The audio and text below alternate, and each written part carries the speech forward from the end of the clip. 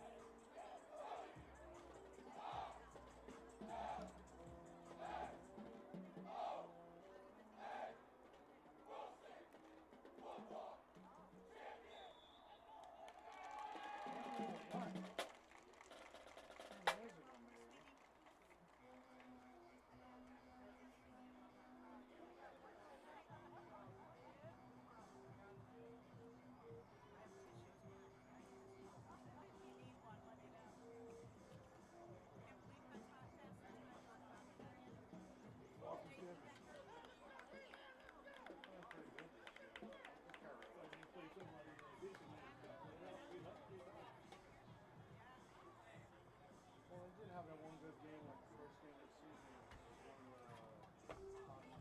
Hey, plug this in. Yes, sir. Is there a receptacle right here somewhere? Close by? Plug it in right here.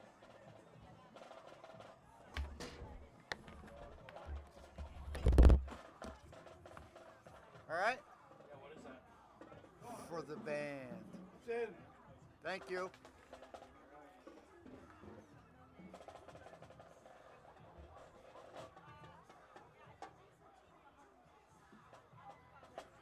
You know what? Unplug it. I'm going to go over and do it in the principal's box. It'll be closer. Thank you. Sorry.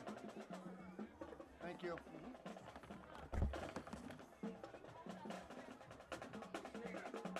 Chris. Yeah, we have to wait for them to get on. Yeah, we can get in. We go to the thing and walk across the board. All right, just so you can. I wasn't sure if there's a game. Now it's over. I really have to do a high jump. Thank you.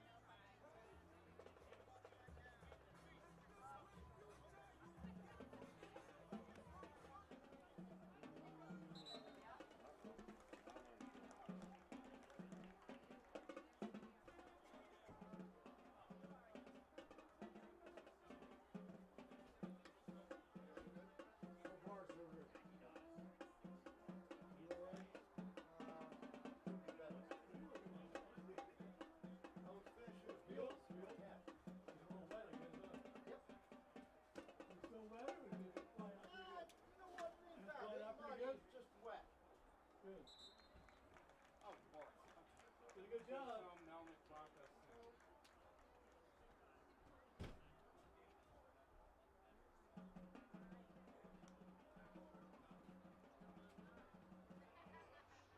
These guys are from Carbon County. Yeah, I heard you say that. Are we gonna hold that against them?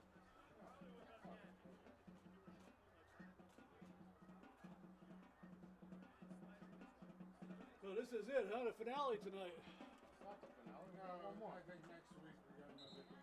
One more home. You think? Or? Yeah. We're hosting at least one home game for the second. Final decision will be made early in the week. Keep your dance schedule open. What are you doing? I was just catching up on my route sheets. Figure I had some time to kill. Brought it in here.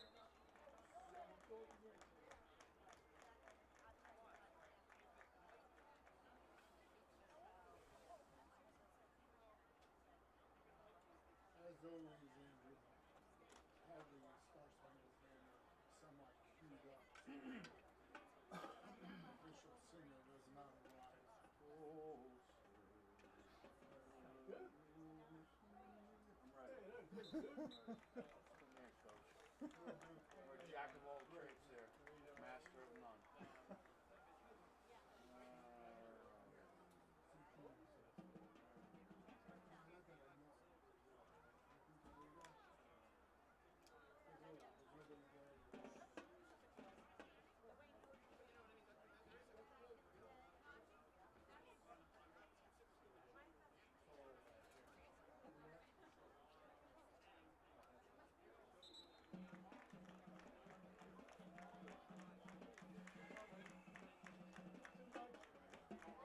He's there.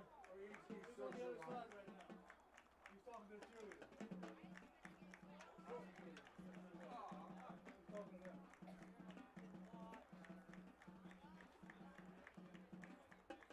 Alright, I'm good on this.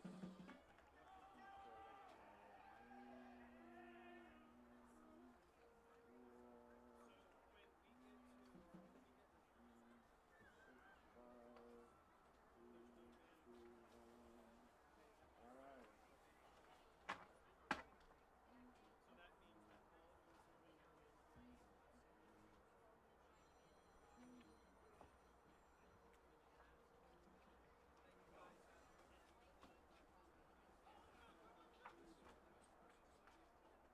Alright, coach.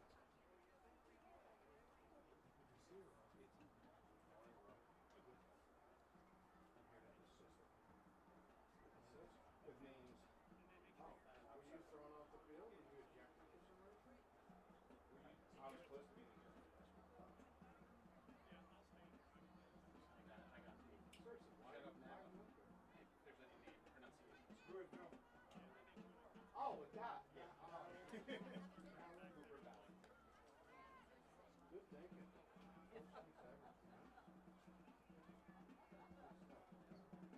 Yeah, this guy did Biggest that. concern is the convenience.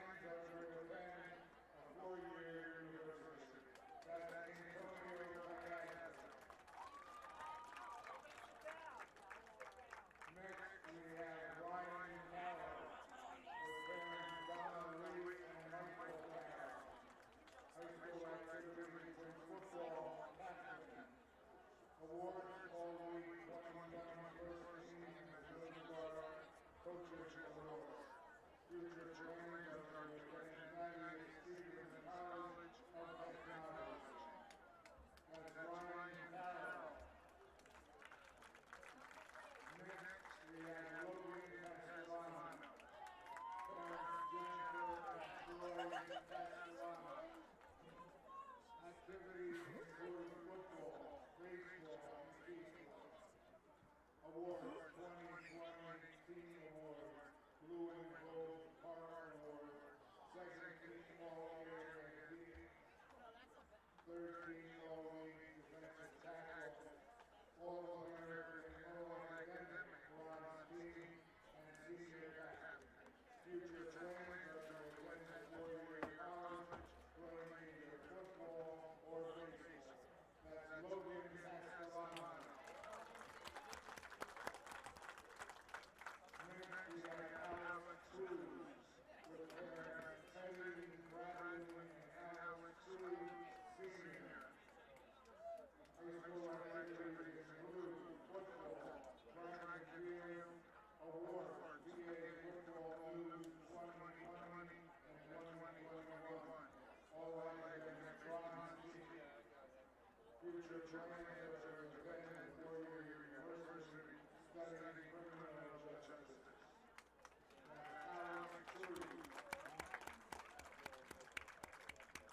Next, we have Barrett Bailey, with parents Melissa and Beth Bailey. High school activities are football. Future plans are to attend trade school and start our own business. That's Barrett Bailey.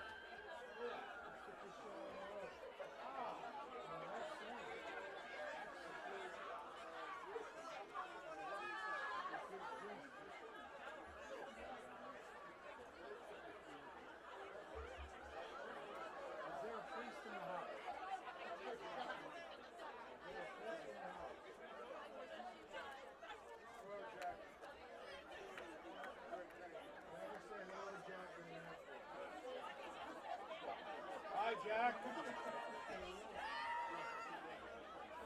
alright? Right in there. You're not the world in case you freeze up.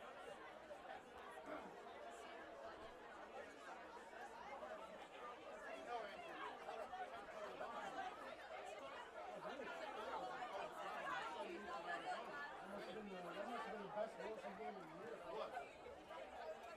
Bring him back or get him right away. Yeah, finally.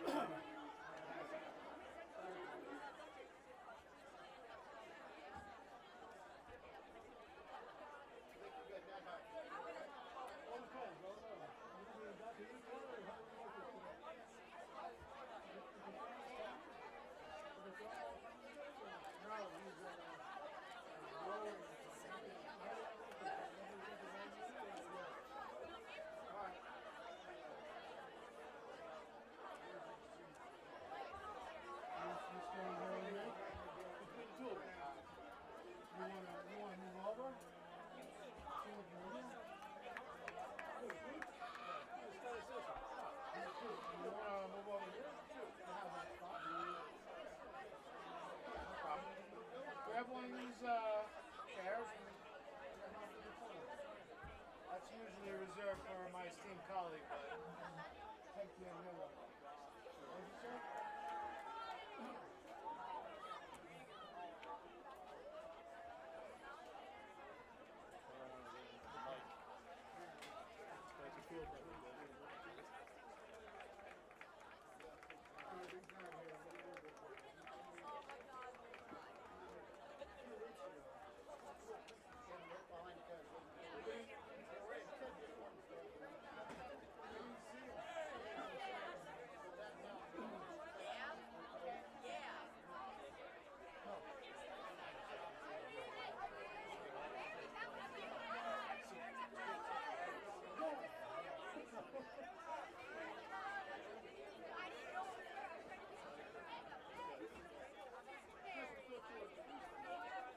Yo, what's up, Mr. Brew? What's going on? I just saw you down there. I heard you kid played. You're good.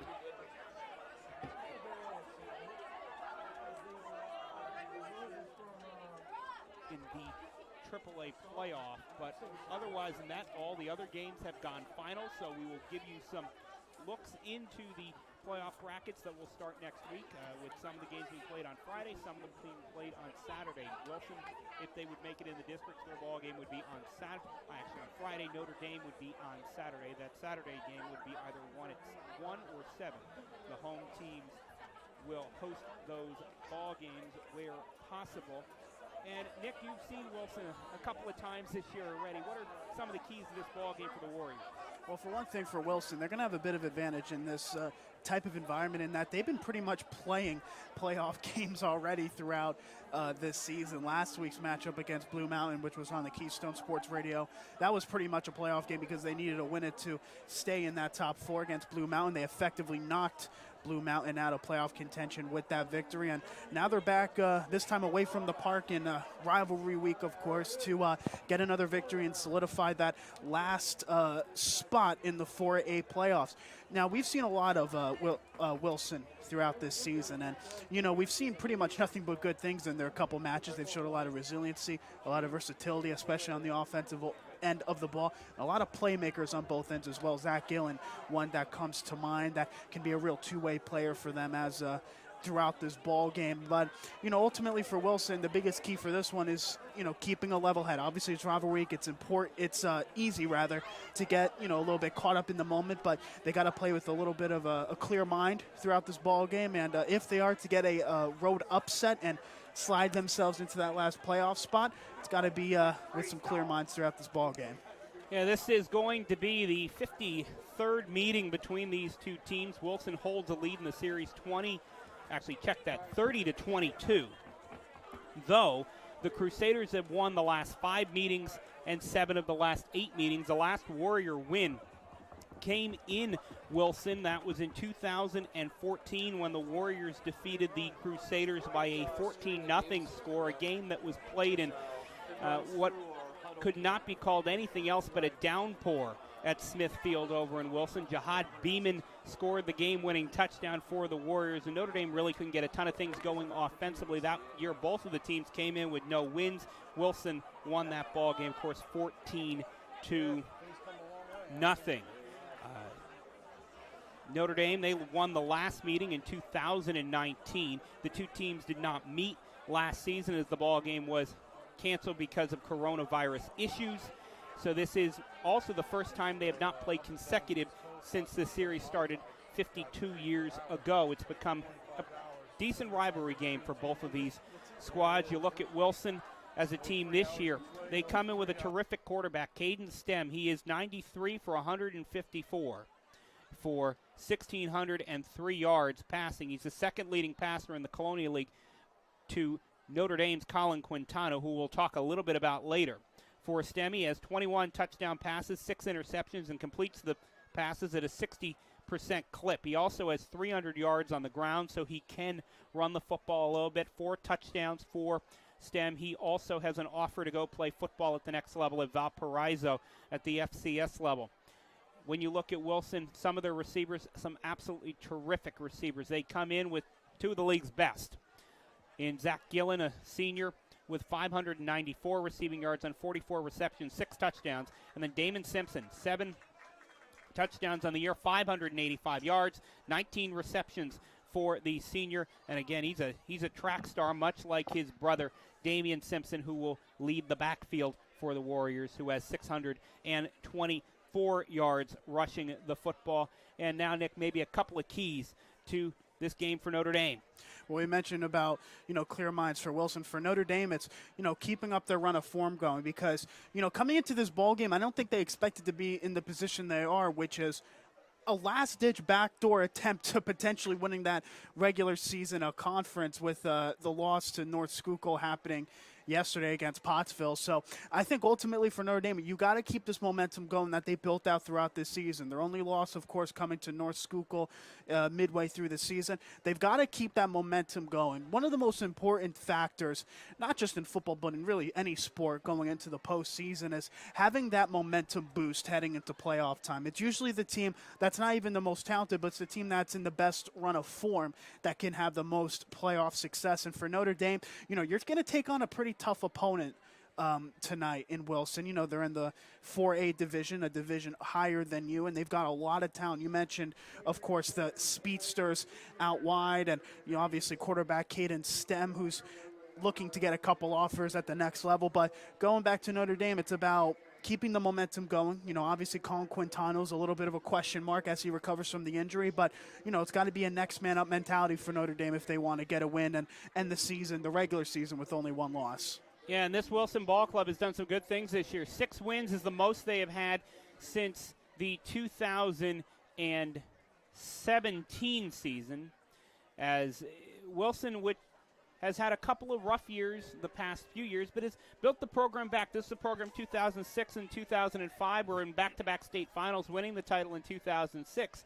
But when Chris Labatch came in, it was a program that had not won a game in 2 years, and he's done a very good job building this program back up to where they can compete for a District 11 championship. Labatch was, of course, part of that 05 and 06 team. Brett Comp was their head coach. Comp now back on the coaching staff as the quarterback's coach for the Warriors, and this is a Warrior program that's really turned it around in the past couple of years. Now let's take a little bit of a look at Notre Dame. Of course, there is the question mark with quarterback. Danny Darno or Colin Quintano? Quintano was taking snaps pregame. We do not know if he's going to go today. The senior injured his knee in the ball game against North Schuylkill a couple of weeks ago. He has not played the past 2 weeks, and we'll see if he gets to go tonight. Darno last week, 287 yards passing for the sophomore, 540 for the year on 54 completions with 74 attempts, 4 touchdowns, 2 interceptions. He does have 1 rushing touchdown. But if he would play tonight, Colin Quintano is a game changer. Committed to play baseball at Villanova University, also with some offers to play quarterback at the FCS level. 21 touchdowns, 4 interceptions 122 completions, 182 attempts, 1,773 yards, 3 touchdowns on the ground, 155 yards rushing on 34 attempts. For Notre Dame, another question mark is, are they going to have the services of Tarif Muhammad, the second leading receiver in the Colonial League? He has 700 receiving yards, 36 receptions, 8 touchdowns. Their next leading receiver is Nadir Sanders, 43 receptions, 2 touchdowns, and 431 receiving yards. Gavin Gibbs with 336 receiving yards. He has the second most touchdowns on the team with 5. The backfield will be a cadre of rushers along with Logan Castellano, the senior tailback, 41 rushes for 276 yards, 7 touchdowns, and receiving 214 yards, 6 touchdowns, 15 receptions, along with Trevor Shea, 41 rushes for 243 yards, 2 touchdowns, and receiving 7 receptions for 117 yards and a touchdown. So Notre Dame, see if they have a couple of those guys back from injury this week as the Crusaders are about to take the field. Good crowd here on hand for this rivalry game. They were here early, and they have continued to arrive as Notre Dame coming out of the field traditionally as they do with their bagpipes played. Also for the Crusaders, that North Schuylkill game, we were looking at the record books coming into the game 2 weeks ago. That home loss to North Schuylkill for the Crusaders was their first loss on this field since 2015. Wow. Since Phil Stambaugh got to Notre Dame in the 2015 season, they have lost 2 times at home. One was to North Schuylkill, one was to Saucon Valley. Both the team who won eventually would win the Colonial League or Colonial League Schuylkill, as North Schuylkill would win this year. Yeah, and I tell you what, you were at that game against the North Schuylkill Notre Dame rivalry match, I think is the term for it, and that loss didn't really define what that team was really as a program. Given that the quality that this team has throughout the season, if you're going to have a game like that, it's best to have it in the regular season where you're able to make up for it because, this is, you've obviously seen Notre Dame throughout the season. This is about my 4th or 5th game covering them. They're a lot better than what they showed on that night against North Schuylkill, and I think we're going to get a bit of a reminder on just how good this Notre Dame Green Pond team is this season heading into playoff time. And if the Crusaders can get through their first round district game, will most likely beat Jim Thorpe. They already beat the Olympians by a mercy rule score earlier in the season on Monday night. We had that ball game for you. If they can get through that game, get to play North Schuylkill again, I think nobody in the Lehigh Valley would argue that the best guy at making adjustments is Phil Stambaugh in the whole Lehigh Valley. Yeah, and, not to disrespect the other schools at the 3A level, Jim Thorpe, Tamaqua, even New Hope Soulbury, who might sneak into the postseason. But this 3A division this season, at least, it's between North Schuylkill and Notre Dame, really. When you look at the quality of the opponents, maybe something crazy can happen. Maybe there's a massive upset that potentially can take place, but barring all of that, I think everybody in this district even has their eyes set on that 3A divisional final in the playoffs between North Schuylkill and Notre Dame. Going to be one of the games of the season for sure. Yeah, and North Schuylkill, before their loss last night, was ranked number 1 in the state in AAA. Notre Dame was ranked around 5th or 6th. So it's common wisdom to think that those two teams might just meet up in the district final, especially if Notre Dame has Colin Quintano back when we get to the district playoffs, which is what it will look like. We'll see if he gets to play tonight. And that turns into a big question, Noah, is whether or not you want to risk putting Colin Quintano back on the field tonight. Obviously it works both ways. You're getting Quintano a little bit more experience back on the gridiron heading into playoff play. But at the same time, if you rush him too early, Noah, you could potentially re-aggravate his injury. Maybe he has a confidence drop if he doesn't start as well. There's a lot of factors heading into today for Stambaugh to take notice. Yeah, and also Ty Trumba at Parkland last night, he played a half. They decided this was enough. He had been out for about 6 weeks with a collarbone injury. They decided to only play him a half. We will take a break for the playing of our national anthem.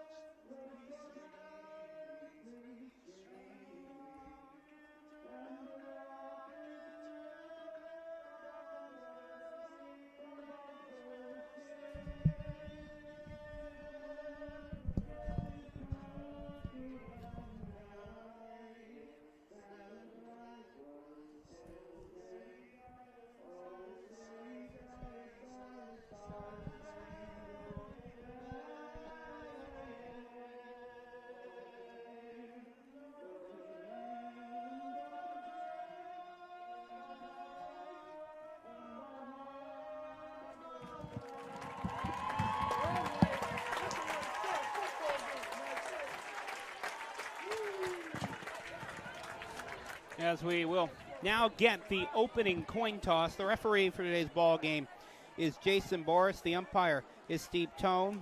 The linesman is Mark Bronco.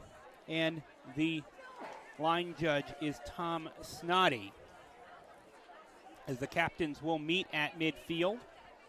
Captains for Notre Dame are going to be number 21, Logan Castellano, number 54, Josh Hoffert, number 11, Gavin Gibbs. And number 7 is Colin Quintano, who is dressed, and it looks like he may go tonight.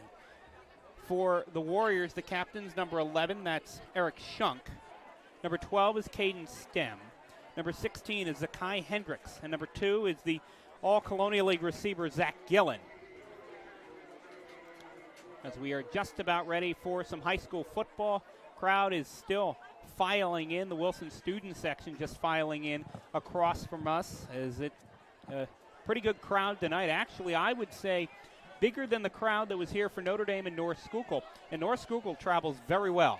Yeah, I mean, obviously it's rivalry week as well, so you have to take that into consideration, Noah. But, definitely one of the best away crowds that we've seen. And, looking right below us, a sellout and then some. We've got we've got fans crowding the end zones at this point. Definitely a classic football atmosphere.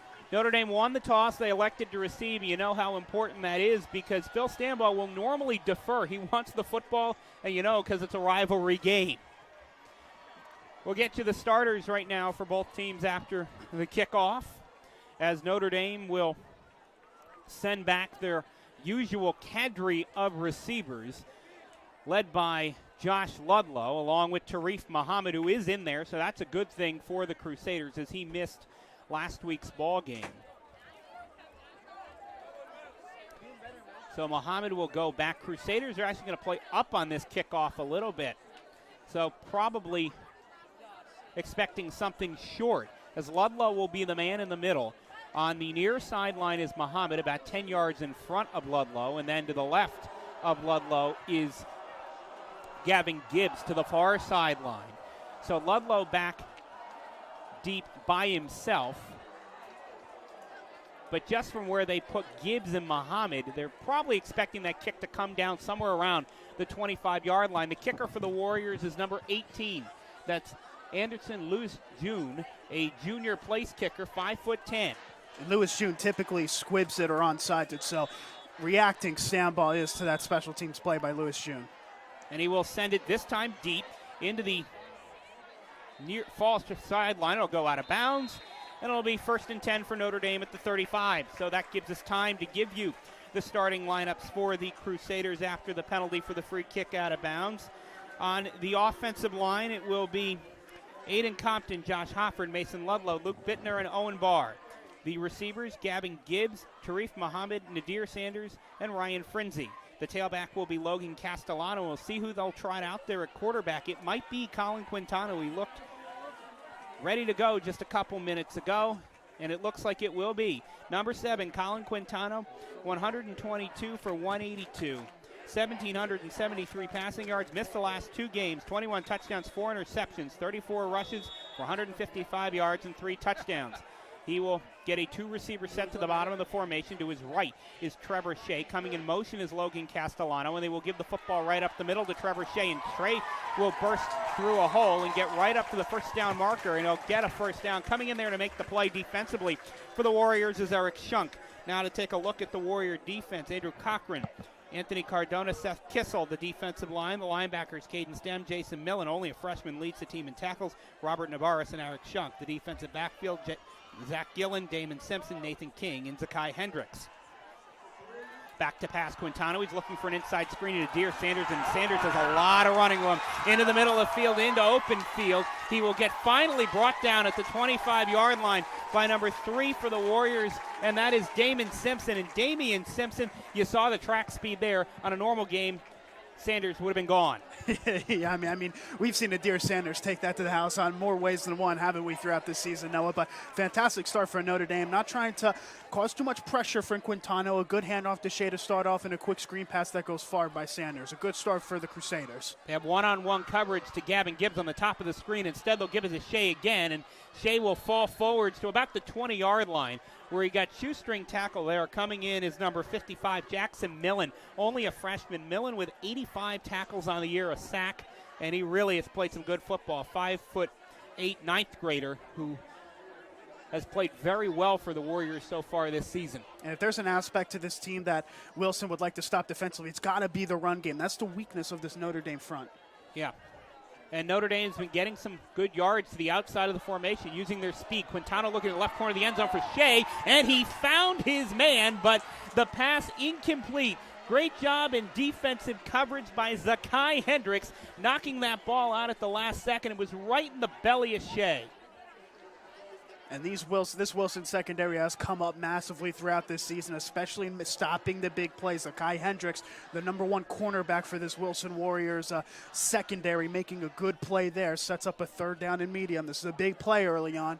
And he had beat his man. There was nothing that Hendricks could have done except come and pop that ball free at the last second.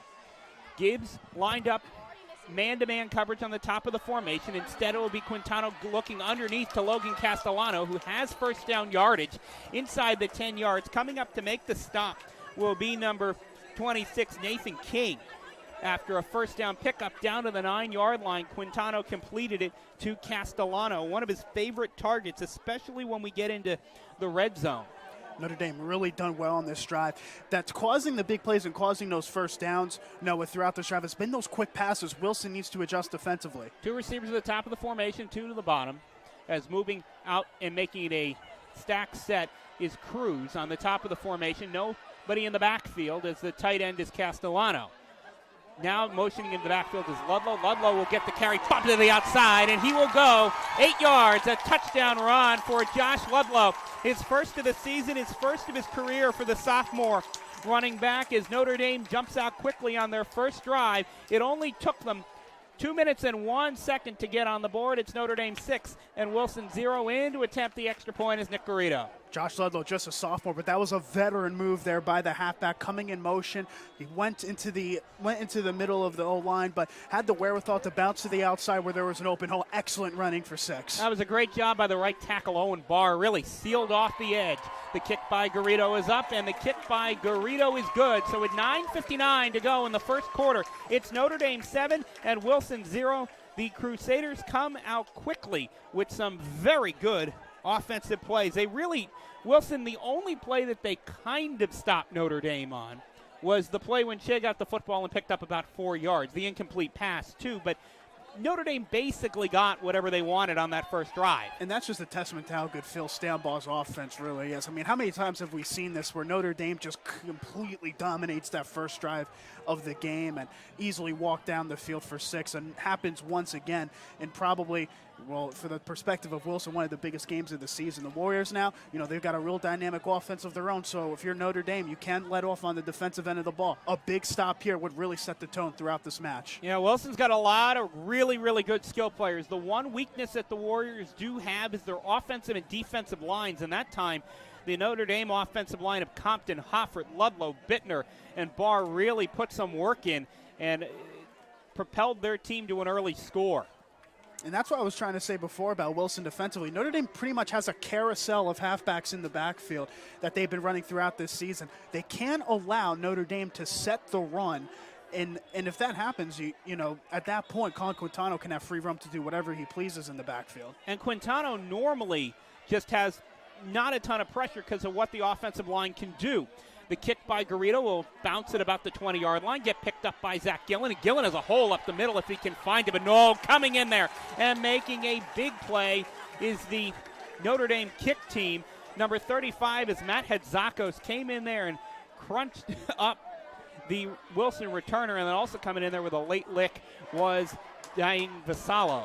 First down for the Warriors. The ball will be at the 24-yard line.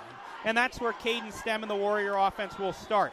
The Warriors on offense, Eric Shunk is the tight end. Anthony Cardona, Brett Tomko, Kenneth Steckel, Andrew Cochran, and Robert Navarez are the offensive line. The receivers, Zach Gillen, Damien Simpson, and Zakai Hendricks. The tailback is Damien Simpson, and the quarterback is Caden Stem. 93 for 154 for 1603, 21 touchdowns, 6 interceptions, 60% completion percentages. He's going big, and oh, what a great defensive play out on an island. And making a play that time was Josh Ludlow.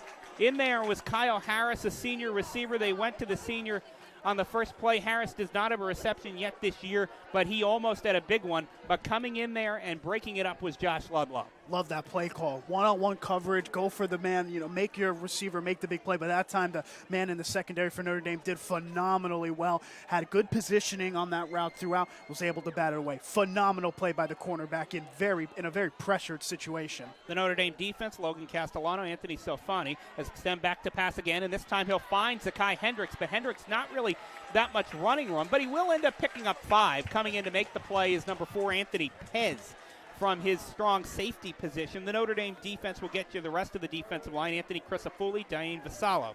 The linebackers, Ethan O'Neill, Tyler Garcia, and James Cartier. The defensive backfield, Alex Cruz, Josh Ludlow, Matt Hidzakos, and Anthony Pez. For the Notre Dame defense, Stem in the gun. To his left is Hendricks. Check it. That is Damien Simpson. Hendricks to the bottom of the formation. And now Stem will flip it out, and that pass is deflected, incomplete. Coming into the passing lane was Ethan O'Neill, and if O'Neill had timed that maybe one step quicker, he would have been going with nobody in front of him. And Phil Stambaugh's doing his research, checking the tape on Chris Labatch's offense for Wilson. When they run in that 3 wide receiver setup, 99% of the time, the pass is going to get thrown to the near side slot receiver and Zach Gillen. It would either be a screen pass or a curl route. That time it was the curl linebacker did brilliantly to intercept the pass and bat it away. Brings up a 4th down. A little bit of a high snap on the punt. As Stem gets it away, it's a wobbler that will go out of bounds. Actually, it'll look like it might just stay inbounds. Now it's rolling, and it'll be stopped and picked up by Wilson's number 55. That is Jackson Millen at the 45-yard line in Crusader territory. That's where Notre Dame will start with their second drive. 1st and 10 at the 45. Notre Dame really was not stopped at all by the Warriors on their first drive. Good news for Wilson is they have back is Naheem Hood. Hood, a senior defensive tackle, missed the past couple of ball games, and he's back in there, so that's very promising for the Warriors to see him back on the field. He wears number 52. Quintano in the gun, 2 receivers each side, and the running back sidecar left is Castellano. They're looking for that same play to Sanders, and they have it set up again, and Sanders will pick up 1st down yardage as he's knocked out of bounds around the 41-yard line in Warrior territory, as it just takes the Crusaders one play to get it into Wilson territory. 1st and 10 at the 41-yard line. We'll actually put it at the 40. So 1st and 10 at the 40 in Warrior territory. As Quintano in the gun. To his right is Castellano. 2 receivers to both sides of the formation. Also back for Notre Dame this week after missing the past few is Jaden Becker. Getting the ball and going up the middle is Logan Castellano. He'll pick up about 4 before a swarm of Warrior tacklers led by the aforementioned Naheem Hood puts him down after a gain of 4. And the way Wilson's lining up defensively, very back, I guess is the term for it, from the line of scrimmage, especially the secondary, just allowing Notre Dame to get those quick passes off. And, in the game of the trenches, Notre Dame seems to be winning that battle as well. The Crusaders doing whatever they please offensively. And especially they're really pinching their defensive ends. Is now getting the football again is Josh Ludlow. He has the 1st down. Coming in to make the play is Damien Simpson on the stop, and you don't want your safeties making tackles up by the line of scrimmage like that. Well, Damien Simpson set to have a big night in the tackle stat based on the way that the offensive line for Notre Dame has been playing. Absolutely phenomenal and creating the gaps, creating the holes for the halfbacks to run through. Just a phenomenal play so far by the Crusaders O-line. Yeah, and as I said, you don't really want your strong safety making tackles, especially 15 yards down the field. But that was a good run by Ludlow, blocked very well by the Crusaders. Now in there is going to be Ludlow again in the backfield. And we'll have a penalty flag come out. I don't know if it's either going to be a false start or a substitution infraction on the Warriors. We'll see what the call is from referee Jason Boris. And it's going to be offsides. Lining up offsides was number 61 for Wilson. That's Anthony Cardona. So that, a mental mistake, makes it 1st and 5. Yeah, Cardona, he's had a good season so far for Wilson, but this is what happens when the momentum's against you. You overthink a bit, especially on the line of scrimmage, and those mental lapses are going to happen when everything's going against you so far tonight. And as I always said, Wilson's really pinching in the backers, which lets Notre Dame, if they want to run it to the outside or throw quick things to the outside like they will right here on a quick screen, gives them a lot of room. Sanders makes one man miss, gets close to the first down marker, and we'll see where they spot him. They will give him 5 for the pickup and a first down for the Crusaders. And that was the quickest Wilson has been able to get to Nadir Sanders, right on the near side of the field. But even still, Sanders was able to lunge forward and pick up 6 in the first down. Yeah, that time it was more of he was just sent, stood out there and waited for the ball. The other play that they were running was a little more of a tunnel screen, and they had him as the wide receiver instead of the slot man where he was there. In the pistol formation are the Crusaders now. Getting the football and going up the middle is Josh Ludlow. Ludlow gets spun around and picks up about 8 or 9. They'll say it's 8 to the 11-yard line. That'll actually make it a gain of 7 from where the ball is spotted originally at the first down line. So it's 2nd and about 3. As getting the football this time will be Ryan Frenzy, as a quick flip out from Quintano goes incomplete, and that's more, I think, they just tried to go a little too fast on that play. Yeah, just unable to connect with the receiver at that side, sets up a 3rd down and, call it about 4. Looking at Notre Dame's perspective, they scored on their opening drive, a 3-and-out defensively. This is a phenomenal opportunity to really take control of this game early on, make a 2-touchdown lead very quickly in this game. Yeah, and if you look at what Notre Dame's looking at defensively right now, is getting the ball is Quintano, and he'll pick up about 2. And it'll be 4th and about 1 or 2, depending on where they spot the ball. As now, if you're Phil Stanbaugh, you got a little bit of a decision to make. Do you want to go for the points? And they are. Actually, yes, they are. They are trotting out Nick Garrido. Looked like for a second they might have decided they were going to bring the heavy package in. Instead, they were bringing out Garrido, along with an extra offensive lineman in Jackson Bruce. And you're seeing these days in college and professional football, the analytics telling you to go for it here, but Stanbaugh just trying to make it a 2-possession ball game with the field goal and a pretty automatic kicker in Garrido. Garrido's holder is Gavin Gibbs. The kick is up. The kick is winding to the right, but it is good. So Notre Dame with 5:33 remaining in the period. It's Notre Dame 10 and Wilson 0 with 5:27. It should be 5:33. 6 seconds ran off the clock there after the field goal went up in the first quarter. Actually, now a couple more. Now it changed back to 5:30, so everything's reset on the clock there after the clock ran a little bit too long. But Notre Dame, 2 drives, 2 scores. They're doing exactly what they wanted to do. But to your point, Nick, Presbyterian University down south, they hired the guy who I can't remember what high school he was coaching at, but he was in, I want to say, Arkansas. That never went for it on 4th down, won like 15 state championships. I don't remember the guy's name, but they won a lot of state championships.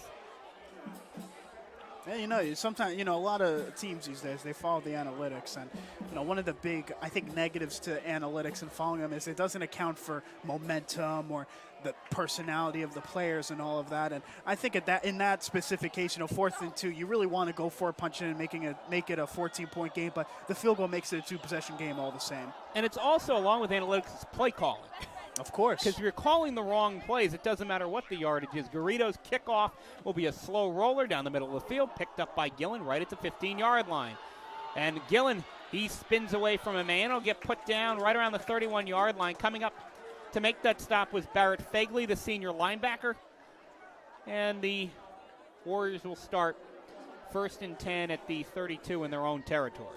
Good start to Notre Dame, at least in the kicking unit. Zach Gillen, or rather Wilson as a whole, has 2 return touchdowns from special teams this season. Zach Gillen being one of them. That was on a punt, but you can see how quick he is at getting forward and finding the holes in that special team. So far, good job by Notre Dame and clogging them, at least early on. Gillen is a guy who started since he was a freshman. He's put up record-setting numbers for the Warriors teams. Reminds me of another guy who played at Wilson a couple of years back when they were really, really good. Got to the state final, Adam Thomas. Same type of player there. Stem back to pass. He's looking for the aforementioned Gillen, but that ball is too far out in front. That was 6 if Stem could have thrown it into the belly of Gillen.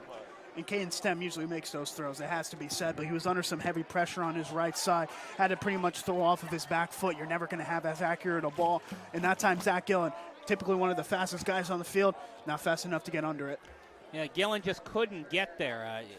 And it's hard to believe that Zach Gillen's a senior because he's been just everywhere for this Wilson team for the past couple of years. He's been Mr. Do-Everything for this Warrior ball club.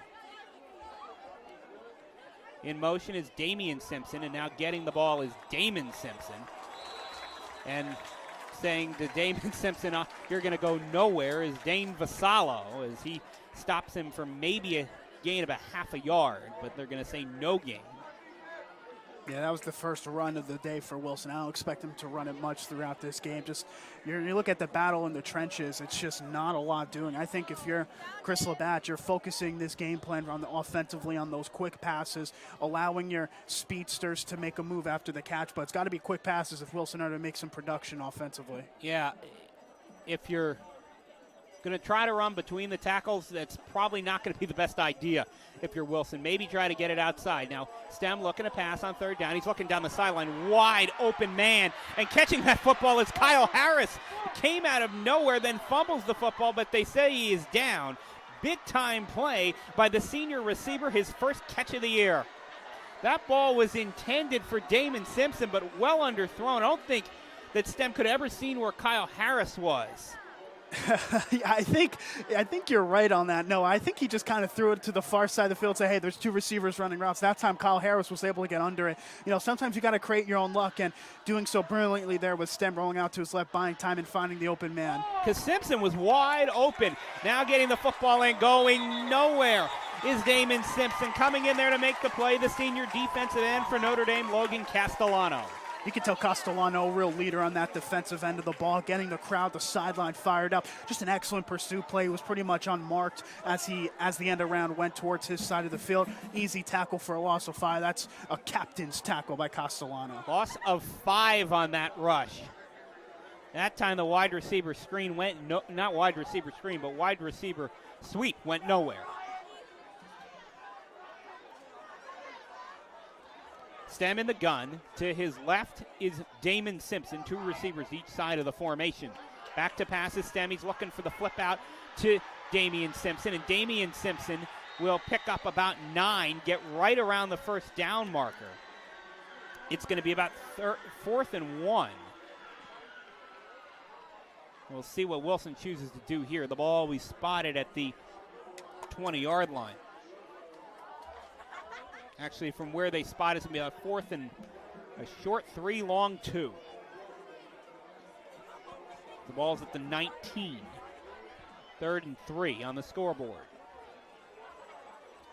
2 receivers at both sides of the formation. The running back is Damien Simpson, and they'll flip it right out to guess who? Kyle Harris, who gets almost superplexed by the Notre Dame defensive back, but he has the wherewithal to hold on to the football, and it's another Warrior first down. And I reckon Wilson has at least a spark to get back into this ballgame. Already down 2 possessions with 2:44 left to go in the first period. It's got to be those quick throws. You got to trust your quarterback and Caden Stem, who wants to play at the next level. He's got to have a next level performance. And so far on this drive, he's done pretty well. Sets up a first down 10 deep in Notre Dame territory. Stem back to pass. He's looking for the flip out, and that ball is incomplete. In coverage was Josh Ludlow. The intended receiver was Kyle Harris, right around the first down mark. A couple of years ago, Wilson came in here as a heavy underdog in the ball game in 2018, as it was just the beginning of Chris Labatt's rebuild period. And they came in, scored the first 2 times, and Notre Dame was on the ropes down by 2 scores late into the 3rd quarter. Eventually, a interception by Notre Dame's Liam Carroll would change that game, but that was when Stem was a freshman, so he's had some success in this rivalry. across the middle. The pass incomplete. Anthony Pez in coverage, and he's looking for a flag, and he has a flag, and it's a late flag, but it's a good one. He got pushed in the back, did Damien Simpson. So that'll be pass interference. It'll still be second down, I think, because in a high school game you have no automatic first downs after they are discussing this call. See what the ruling by referee Jason Boris is. So it's going to be second and about 2 or 3. It's going to be pass interference on Notre Dame as Anthony Pez got his hands on the cookie jar that time. And it's always difficult when you're playing man-to-man coverage on the near side slot receiver, because in the case of Simpson, he could really go left, right, he could stop, he could really do a lot on the route. That time Pez got caught a bit napping, forced to take the penalty. It would have either been a penalty or a touchdown. Yeah, and it doesn't help that that if you're Notre Dame, that he is a state qualified track guy. He catches this pass in the end zone, but that was well after the whistle had blown, as it's going to be a false start on Wilson. So they get about 7 yards on a penalty. They'll walk back 5. So those are plays if you're looking to come back down 10 in the ball game. If you're the Warriors, you just can't have. Yeah, definitely not. That time targeting Damien Simpson. It was a very similar route that his brother ran. That time he caught it, but obviously the false start negating what would have been a touchdown. Now you got second down and 8. As you mentioned, it's about having discipline, especially when you're away from the park. You don't need these penalties stopping these drives. They got to get 6 if they want to stay in this ball game. Penalties will not help that. 2 weeks ago when we were here was Notre Dame, who was having the penalty issues against Palisades, really kept that ball game tight the whole way. Looking for a screen pass to the far side of the field is Stem. The intended receiver was Damien Simpson, but he couldn't come down with it. It's 3rd and 7. Yeah, Stem with another shaky pass there, just overthrowing the receiver, really. And that sets your receiver up to take a nasty hit as well on the far side of the field. Stem, he's got to protect his receivers first and foremost, and definitely wasn't the play design that Crystal Batch was hoping for. 3rd and long coming up. Yeah, it was just too far out in front of Damien Simpson. It was a good idea. The play was there, the pass was there, and the pass was not. So 3rd and 7, the ball at the 12. Stem, back to pass. Looking across the middle, it's intercepted by Ethan O'Neill. O'Neill with a head of steam, and he's got the corner. One man to beat is the cornerback, Stem. He will get taken down in Warrior territory right around the 45-yard line for O'Neill, his 2nd interception of the year. Yeah, and that time, when you're a senior quarterback, you got to keep a level head. Things weren't going too well for you towards the end of that drive. You had 3rd down and 8, just trying to force something that wasn't there. Ethan O'Neill, just in a basic zone coverage, all he had to do was jump up and make the catch. Excellent play by O'Neill to stay disciplined in his zone, but for Caden Stem, he's got to do better. Yeah, and you look at that play, if O'Neill had just waited a couple of seconds, and what he would have done is wait for somebody to block Stem, he could have been gone. There was 7 Crusaders in front of them and only 1 Wilson player, which was Stem, who made the tackle, and now Castellano will rumble for a first down pickup. Trying to put him down is Zach Gillen, but he's still going. Picks up another 10 yards as he dragged about 3 Crusader defenders and offensive players. It was a pile that was a-moving. Yeah, he reminds me a lot of a former fullback, Castellano. He reminds me of a former West Virginia fullback, Owen Schmidt. just a real halfback that will put his head down, will never get brought down by the first guy, and he'll carry the pile an extra 5 or 6 yards. Excellent running there by Castellano. Trevor Shea back in there at tailback, so that's good to see. After he missed that pass, he took some time out. Now Shea will run into a wall of defenders. A flag will come in. Shea will get down around the 2-yard line, but we're going to have a flag, which might be a hold, and we'll see what the call is.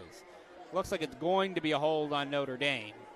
So that penalty flag will be from the line of scrimmage. So the ball will probably be spotted around the 27, 28-yard line, and it's going to be a hold on Notre Dame. So the right side of that offensive line getting a little too handsy that time. Yeah, it's similar for Notre Dame. You don't want these penalties. We were here against Palisades, where penalties kept Palisades pretty much in that ball game for a lot longer than it really needed to be ultimately. And, for the Crusaders, you're kind of treating this as the tune-up for the playoff game based on their position in the standings. You got to get rid of these penalties, especially, something like holding that can completely shut down a drive. Yeah, and you can't work it too much as a tune-up, as this Warrior team has won 6 games already. Is getting the football again is Trevor Shea. He'll get up to the 20-yard line. So he'll pick up 7 on that rush. And they'll actually spot it. Looks like it's going to be at the 21, so give him a carry of 6. And that was a good rush after the penalty on first down. Just get some of that penalty yardage back. You don't need to get it all back at once. 50 seconds clock running in the period. Back to pass is Quintano. He's looking, and now he gets flushed. Will roll to his right, and now has some running room, and he may go. No, just gets tripped up, though. Coming in there and making a terrific defensive play. Looked to be the defensive end for the Warriors. That was Andrew Cochran. Makes it 3rd and about 5 after he picked up about 10 on that rush.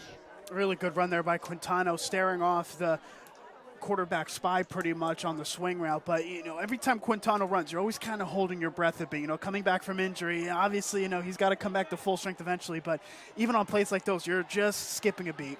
Quintano back to pass. He's looking for a receiver. He has his man into the end zone. A 10-yard touchdown pitch and catch to Jaden Becker. Notre Dame now up by a 16-0 score with 2.3 seconds remaining in the first. And I don't think if you're Wilson, you'd be that happy. It looked like there was a massive pick set that freed up Gillen to go into the end zone. And Becker with his 3rd receiving touchdown of the year. Yeah, looking at the far side, Chris Labatch talking. Looks like he's trying to talk to the ref at least. But ultimately, you're looking at Notre Dame, a picture-perfect start to this first quarter. Everything you could have expected. Wilson, they're a team that can score often and score quick. But for the Green Pond Crusader defense to pretty much shut them down, create a turnover, and then go on the other side of the field to score in just a couple of minutes is phenomenal as the extra point split the uprights. And one thing to look at if you're Notre Dame, it seems like Garrido's been getting under every kick he's had so far tonight. The snaps have been coming up a little high, and they've normally, if you see an extra point by Nick Garrido, it doesn't take that long to get through the uprights. They've been taking a little more time. I don't know if that's on the snap or what the situation is there, because it just seemed like the past 2, the field goal and that one had a little more of a wobble to them.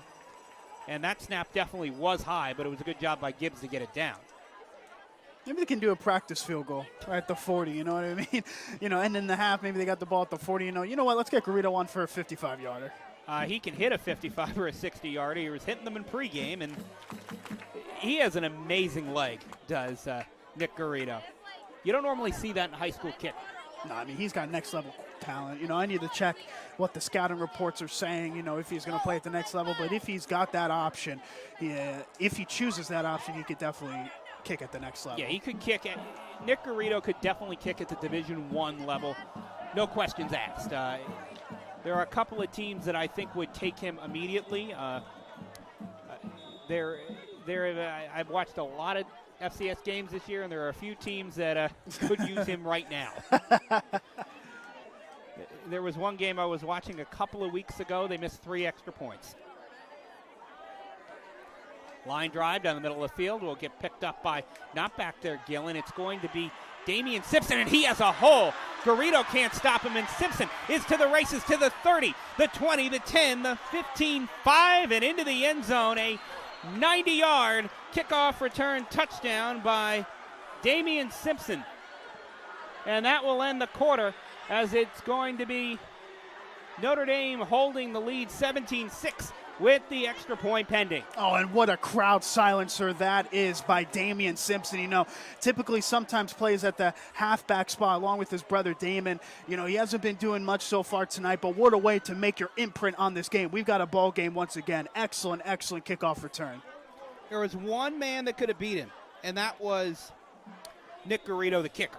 And he was not able to, went high on the tackle. If he went low, maybe you could have beat him, but Warriors will go for 2. They will pass it as rolling his stem, and he'll find the other Simpson. Pass complete to Damon Simpson. Makes it 17-8 with 12 minutes to go as we're about to start the second quarter, as we'll have the between quarter break right now.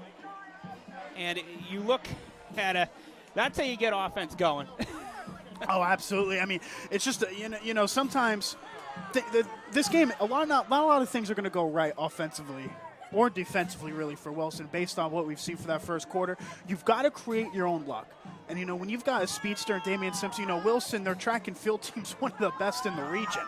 To have them show up on special teams, it comes at a perfect time in a game that could pretty much defy their entire season. We don't know if a loss keeps them in that fourth place spot. By all accounts, looking at the projections, it looked like it might not as all. So for a win to keep your season alive, you need a special teams play like that to spark this game some new light. Yeah, you look at these Warriors, they really got a little bit of a juice from that play as the momentum now maybe a little bit on the far sideline from where we're sitting. To kick off will be Lewis June.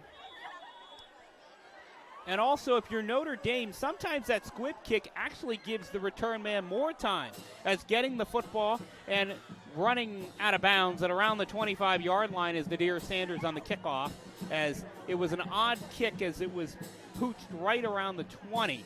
And the blocking did not set up, so Sanders just took the easy route to go out of bounds and not get popped, as there was about 5 Warriors bearing down on it. 11:56 to go in the second. Now, it's interesting to see how Notre Dame could respond after that. You just let up a touchdown to give Wilson a bit of life here in the second quarter. I think for the Crusaders, a long-winded drive can give them momentum right back.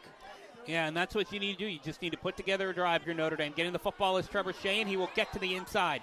And Trevor Shea will be knocked out of bounds around the 34, maybe the 35-yard line. A pickup of 6 or 7 by the Crusader senior. And if I'm the Crusaders, I'm sticking to the ground game right now. You're averaging probably about 5 to 6 yards a carry currently. A nice long-winded drive to kind of suck the life out of that Wilson defense could be very crucial to gaining control of this game once more. In the gun, Quintana to his left is Castellano. Back to pass is Quintana, and he finds Gavin Gibbs. Gibbs has enough for the first down. It'll be stopped at the 41-yard line. Making that play was Nathan King. Another first down for the Crusaders. They really have only been stopped once, and that was the time that they got the field goal. So offensively, they really haven't had much resistance by the Warrior defense. In the gun, Quintano, 3 receivers at the bottom of the formation, 2 to the top. Empty backfield. He's looking across the middle, and he finds on a flip out, Logan Castellano. Castellano up to midfield. The market actually at the 49-yard line in Warrior territory. So it looks like they may move it back to the 48. And Castellano's a little bit slow to get, or not slow to get up, but he's holding his right arm. Looks like he might have to sit out a play or two. Looks like he might have took a helmet to the arm. As Notre Dame running people in and running people out as they send in number 30, Trevor Kent. He's now coming out, and then they'll put in Josh Ludlow. Ludlow on the carry, and Ludlow has a burst of speed, but a shoestring tackle by Eric Shunk will stop him after he picks up the first down, but that could have been much more. Yeah, Eric Shunk saved what could have been a really big gain again by the halfback for Notre Dame. But, this is what I'm saying for the Crusaders. You're establishing the run, giving Wilson really no hope on the defensive end. Yeah, that was almost a really big play for the Crusaders. It was definitely a good play, got him another first down. Back to pass, Quintano. Receiver falls down, but nobody was there in defensive coverage, so nothing really happened there, as not being able to get over was Damien Simpson. The intended receiver was Ryan Frenzy, but he took a tumble on the turf, and the turf definitely a little bit soggy still from last night. They were putting down some what would normally be used as infield dirt to dry out an infield, quick dry, just to kind of soak up a little bit of the moisture still remaining from the storm system that came in last night. Back to pass Quintano. He's looking for a screen, but nobody else was running the screen as he threw that in the middle of nowhere, right around the 40-yard line. The tailback who was supposed to go out there for the screen instead ran a post. Yeah, it seems like a bit of miscommunication between the far side receiver and Quintano. That time the Wilson defense sending the blitz on the outside edge. Unable to pick it up was the left tackle for Notre Dame, and it forced a throwaway. If Ludlow would run the correct route there, that might have been a touchdown. There was nobody around Ludlow. He'll get the football again. He'll get close to the first down, but it'll be short by about 3 yards. Coming in there to make the tackle was number 52, Naheem Hood, the senior for the Warriors. Now what do you do here on 4th and 4? I would have been in favor of potentially going for, keeping that momentum back into the Notre Dame offense, but it looks like the punting unit's coming on. And this is a Warrior team that's gotten a lot healthier recently. John Gillen's back out there at defensive end. He's missed the last couple of games. Of course, we talked about Hood.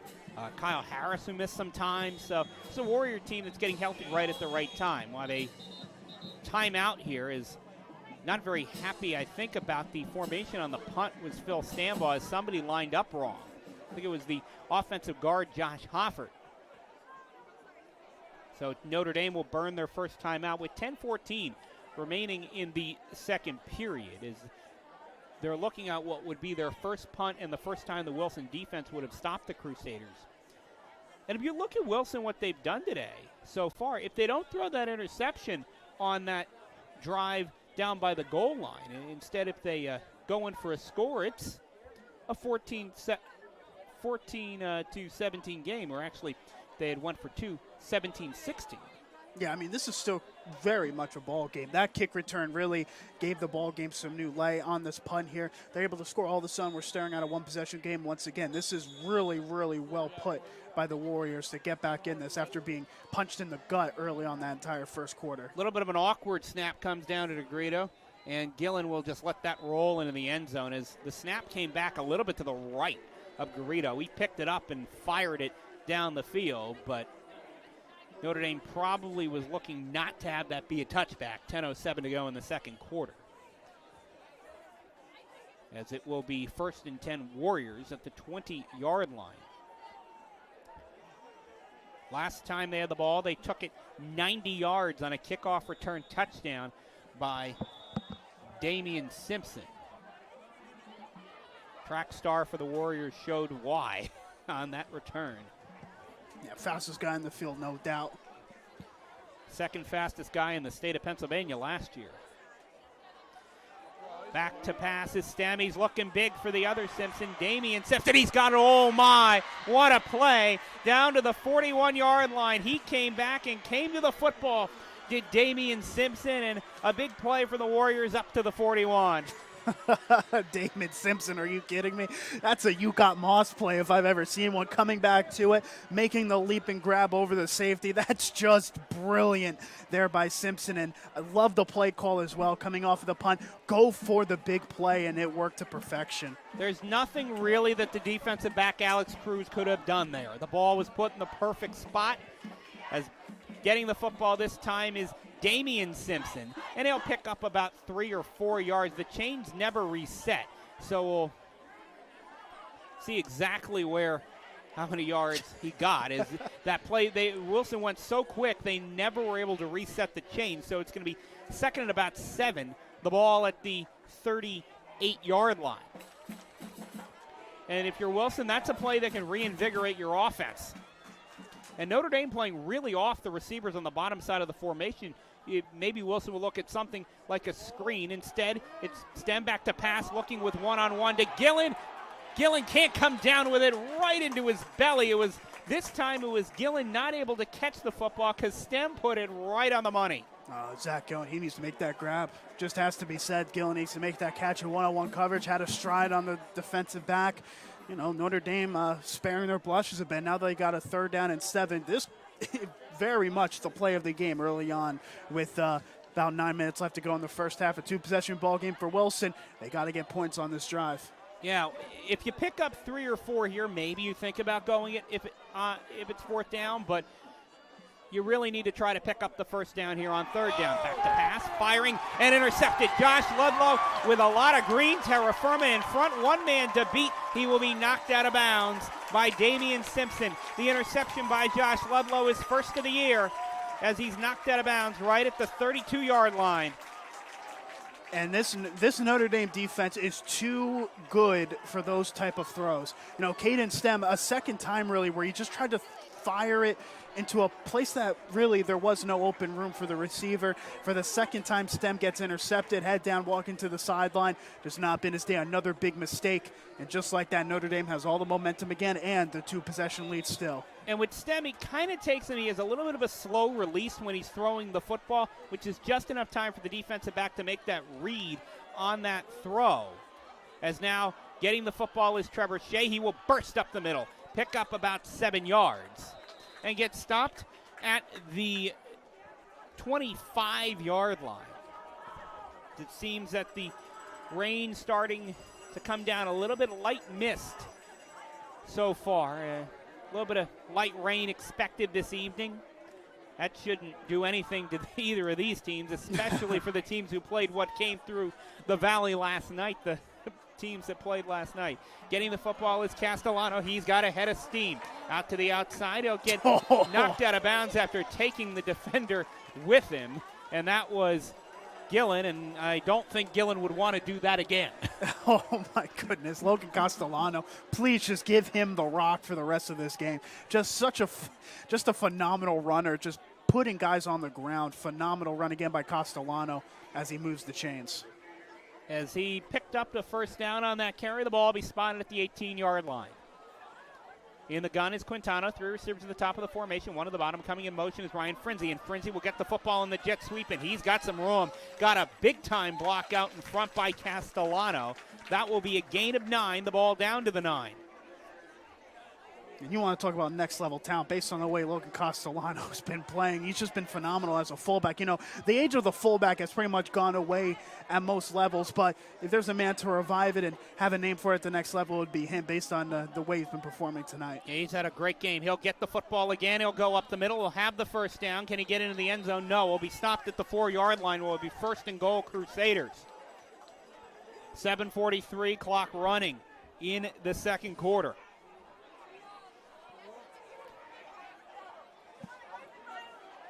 In the gun, Quintano. His sidecar right is Castellano. Get the football again, and he will walk into the end zone. A 4-yard touchdown run for Logan Castellano will put the Crusaders up now 23-8 with the extra point by Nick Garrido pending. Yeah, Logan Castellano, take a bow. That is a class drive by him on both aspects of that fullback position, getting the ball, putting his head down, and also being the setup man on those blocks. Phenomenal drive, and he's able to finish it off with a score of his own.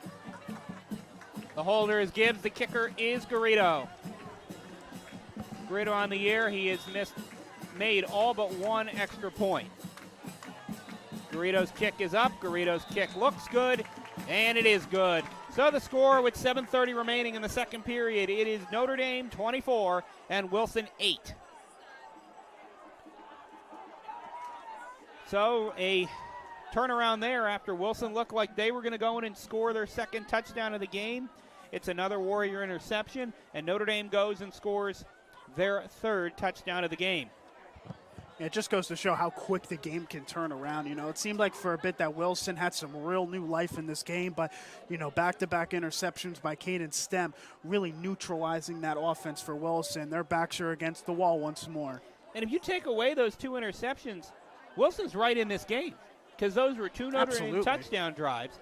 Because let's say Wilson does what they were about to do, which is go in and score on those drives. This is a 24-21 game.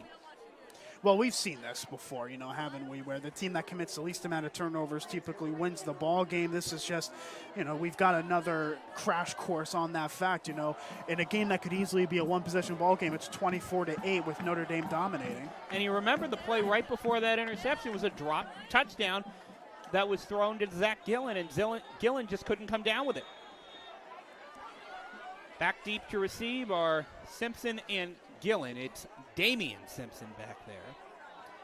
See if they kick it deep or they squib it again. The squib turned into a touchdown for Damien Simpson. They will kick it deep this time, and sending it out of the back of the end zone was Garrido. And I think that's what they'll probably do the rest of the night because Garrido has the leg to send it out of the back of the end zone. I don't think you would want to even give Simpson or Gillen a chance to return it. I think you'd rather just kick it out of bounds than give Simpson another opportunity to take one. And as I was saying earlier, I would say just kick it to him in the field of play than squibbing it because squibbing it gives Wilson time to set up their blocks more than kicking it downfield, because the way that Notre Dame was coming down when they kicked it downfield, they had much less success on those type of returns than they had on the squibbers, where they've gotten some really good field position. Stem in the gun. To his left is Damien Simpson.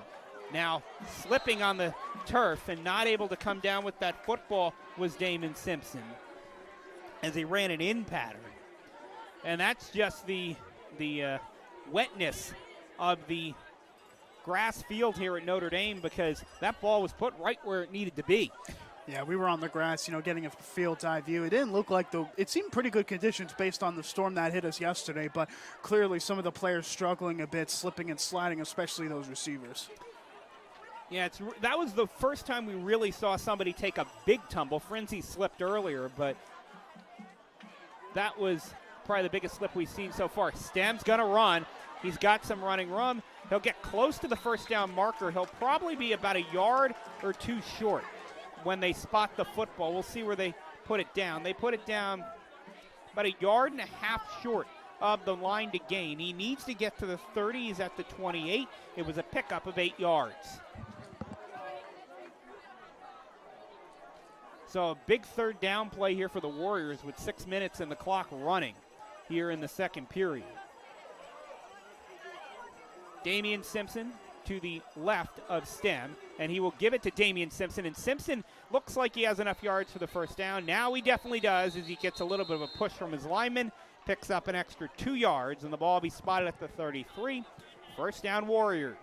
You notice what Notre Dame have been doing defensively now is blitzing on the edge with those linebackers, trying to make life just as uncomfortable for Caden Stem as possible. He doesn't have any, really not any, but he doesn't have a lot to go off of based on those 2 interceptions in terms of confidence. And it seems like what Notre Dame's trying to do defensively, set the edge pretty much with those edge rushers and make life as uncomfortable for him in the pocket as possible. What I would do if I was Wilson, I would look somewhere where you can find a one-on-one matchup. And now Notre Dame in zone. They were in man earlier. Now they're in zone, which is going to make that a lot harder. As now they're looking for Simpson down the left sideline. That pass way incomplete. Just as we say it again, what happens? They rush 6 with both middle linebackers blitzing. That time for Notre Dame getting closest to that Stem was James Cartier, the outside linebacker. He's blitzed on 3 straight plays now for Notre Dame. And they had Harris, who I thought was the receiver that was going to get the football, wide open across the middle. Stem didn't make that read. Instead, he went to the wheel on the outside, which was well covered. If he had went for the man across the middle and Kyle Harris, it would have been a 20-yard gain for the Warriors. Instead, it's 2nd and 10. Back to pass is Stem. He's getting rushed. He's going to get away from the pressure. He will pick up about 2 yards, 3 yards as he dragged a couple of Crusader defenders, including Matt Hedzakos, to the 36-yard line, which will bring up about a 3rd and 4, 3rd and 7.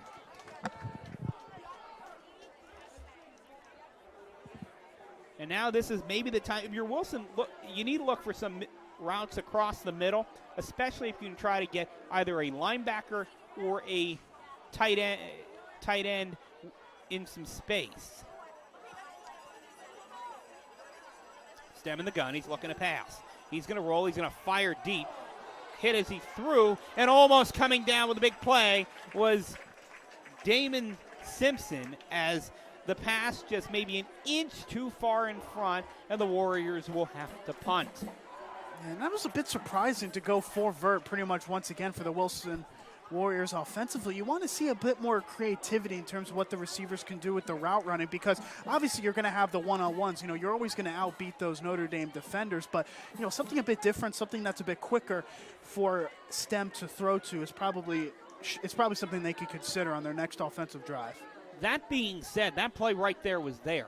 Oh, for sure. Simpson just dropped the football. And also, as this snap on the punt is really high to Stem, he somehow gets it off and actually gets off a really good punt. All things considered, that will roll and roll down to about the 22-yard line. But if his offensive line could have just gave him maybe a half a second more time, that ball would have been right on the money. It was only a little out in front of the receiver because of the fact that the rush got in there so quickly.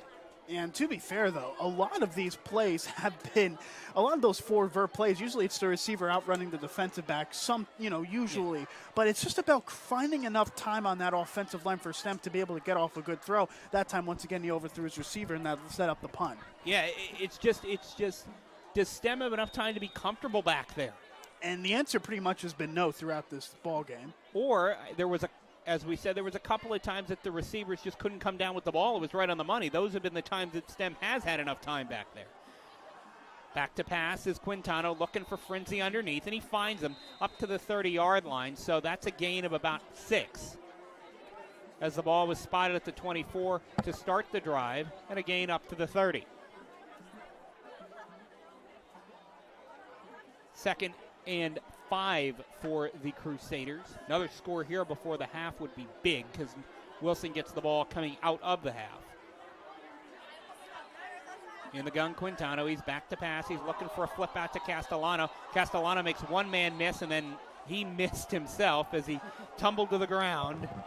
A little too much trickeration there maybe, or just a little bit of slick turf we see again, because he made his defender miss, and he would have had a lot of yards in front of him, but he couldn't keep his feet. It looks like another case of the grass just kind of slipping up a bit for a halfback. This time it was Castellano who was unable to get his footing. That's going to turn into a bit of a factor, especially as the rain starts to potentially continue in the second half. Yeah, the rain really misting right now, not that much weather coming down. Back to pass, Castellano. He's looking across the middle, and incomplete, but a flag will come in. As Gibbs, you can see his jersey's actually ripped slightly to the side as he was held. And it'll be either a pass interference or a hold.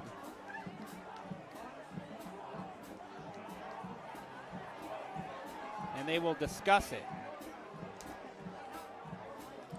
From our angle, obviously we don't have the best angle in the world in the broadcast booth, but it seemed like he was tripped up rather than a jersey was tugged. I think they're trying to determine, pretty much if it was intentional or not. Whether it is or not is to be said, but it looks like this is still going to be pass interference, and it is. Pass interference on Wilson. We don't have the benefit of replay, but I think he might have got the foot on the, might have been an inadvertent trip, but also Gibbs' jersey was turned almost around him. The 11 was kind of on the side, so that's the reason I think maybe we had some type of a hold there. Otherwise, it was probably inadvertent. Now getting the football is Castellano, but this is going to come back as it's going to be a hold right in the middle of that offensive line. Probably Mason Ludlow got a little too much jersey right there, and we'll see what the call is. Nothing more annoying as a halfback when a big run for 15 gets called back. Yeah, that was a big run one way, but it'll go right back the other way, a 15-yard penalty. Actually, it'll only be a penalty of 9 yards because the flag was thrown 1 yard into the run. So it's only a 9-yard penalty, which helps out the Crusaders a little bit.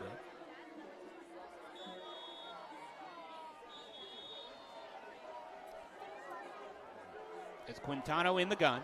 To his left is Ludlow. In motion is Frenzy, and Ludlow will get it, and he will go nowhere. Coming in there from his defensive end position was Millen, and Millen made that play. Jackson Millen, the freshman, has been very good in that linebacking defensive end core for Wilson. That time he was lined up as an end, came in there, really nothing Notre Dame could do. Yeah, pretty much. Once in a while you're able to get some of the bigger players making big plays. That happened just there. And Millen's a guy who's going to probably grow a little bit, only a freshman. Already has 80, probably 90 tackles after making about 5 or 6 tonight. Quintano will run. He's got a lot of yards in front of him, and he will stop down right at the 50-yard line as he slid down, probably not wanting to take a hit because it looked like he would have taken a pop if he went a couple more yards. Now, he probably could have picked up a little bit closer to the first down, but good play there. Avoid the big hit that would have came from the safety in Johnson. And I tell you what, that was the best play he made during that play, was sliding before contact. You already picked up 10 yards. You got the 3rd down and 4, 3rd down and 5 coming up. No need to risk a couple extra yards in favor of getting hurt again. Back to pass Quintano. He's looking down the field, still surveying, and he will get his pass intercepted. Big play there. Zakai Hendricks comes in with the interception, and that was a timing route, and the timing was a little bit off, and there's a Crusader down on the far sideline. It looks to be Gavin Gibbs. Yeah, he got absolutely rocked. It was pretty much, in soccer, they call it a 50-50 ball, where one person's going to get the ball and the other person's going to get beaten down pretty badly. That time it was the receiver as the defender came in for the pick. But, just another risky play trying to get the first down. Quintano threw into the area of uncertainty and it ended up in a pick. Another opportunity now for Wilson to get back in this ball game. He maybe just took a second too long to get that ball out. If he had it before the turn by Gibbs, Gibbs probably gets the first down. Absolutely. But he waited after the turn, and that's why it's Quintano's 5th interception of the year. In the gun is Stem. To his right is Damien Simpson. Now Stem fakes the pass, and he'll get flushed. Now is going to run, and he gets away. Stem will pick up about 5 yards on a play that looked like he was going to be stopped 5 yards in the backfield. Yeah, Caden Stem, he really made something out of nothing there, didn't he? It looked like he was going to get brought down a couple of times in the backfield, but was able to go beyond the line of scrimmage and pick up about 5. That's very, very good running there by Stem, ultimately. And now we're going to have a discussion here between our referee and our line judge as a sideline warning will be called on Notre Dame.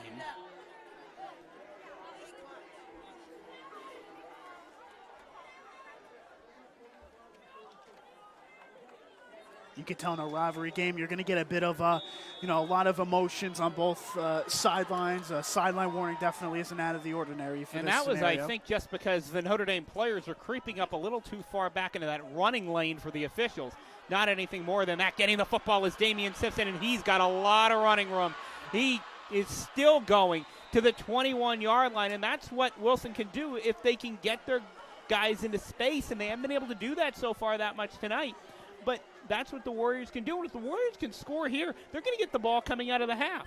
Yeah, and I tell you what, Damien Simpson, he's a real talent, isn't he? In terms of finding yards after the catch. Usually it's Zach Gillen who's the favorable target for Caden Stem first, but Simpson has really elevated himself into a proper playmaker this ball game. Simpson is the guy, both Damon and Damien, they probably have more speed than Gillen, but the issue is, can they come down with the football? They've had some issues with drops over their 4 years at Wilson. Back to pass is Stem. He's looking, getting flushed, and a hold will come in as a flag on the field as Stem will get run out of bounds, and that's going to be a hold. And I tell you what, he had Eric Shunk in the end zone wide open too, but he was on the run. He wasn't going to be able to get the ball there in time. If he had just held in the pocket just an extra half a second longer, he would have been able to find Shunk open. And now Castellano is coming out. He is injured on that play, and it looks like it might be a shoulder situation as holding is the call on Wilson. And if he doesn't roll, you probably don't have that hold called.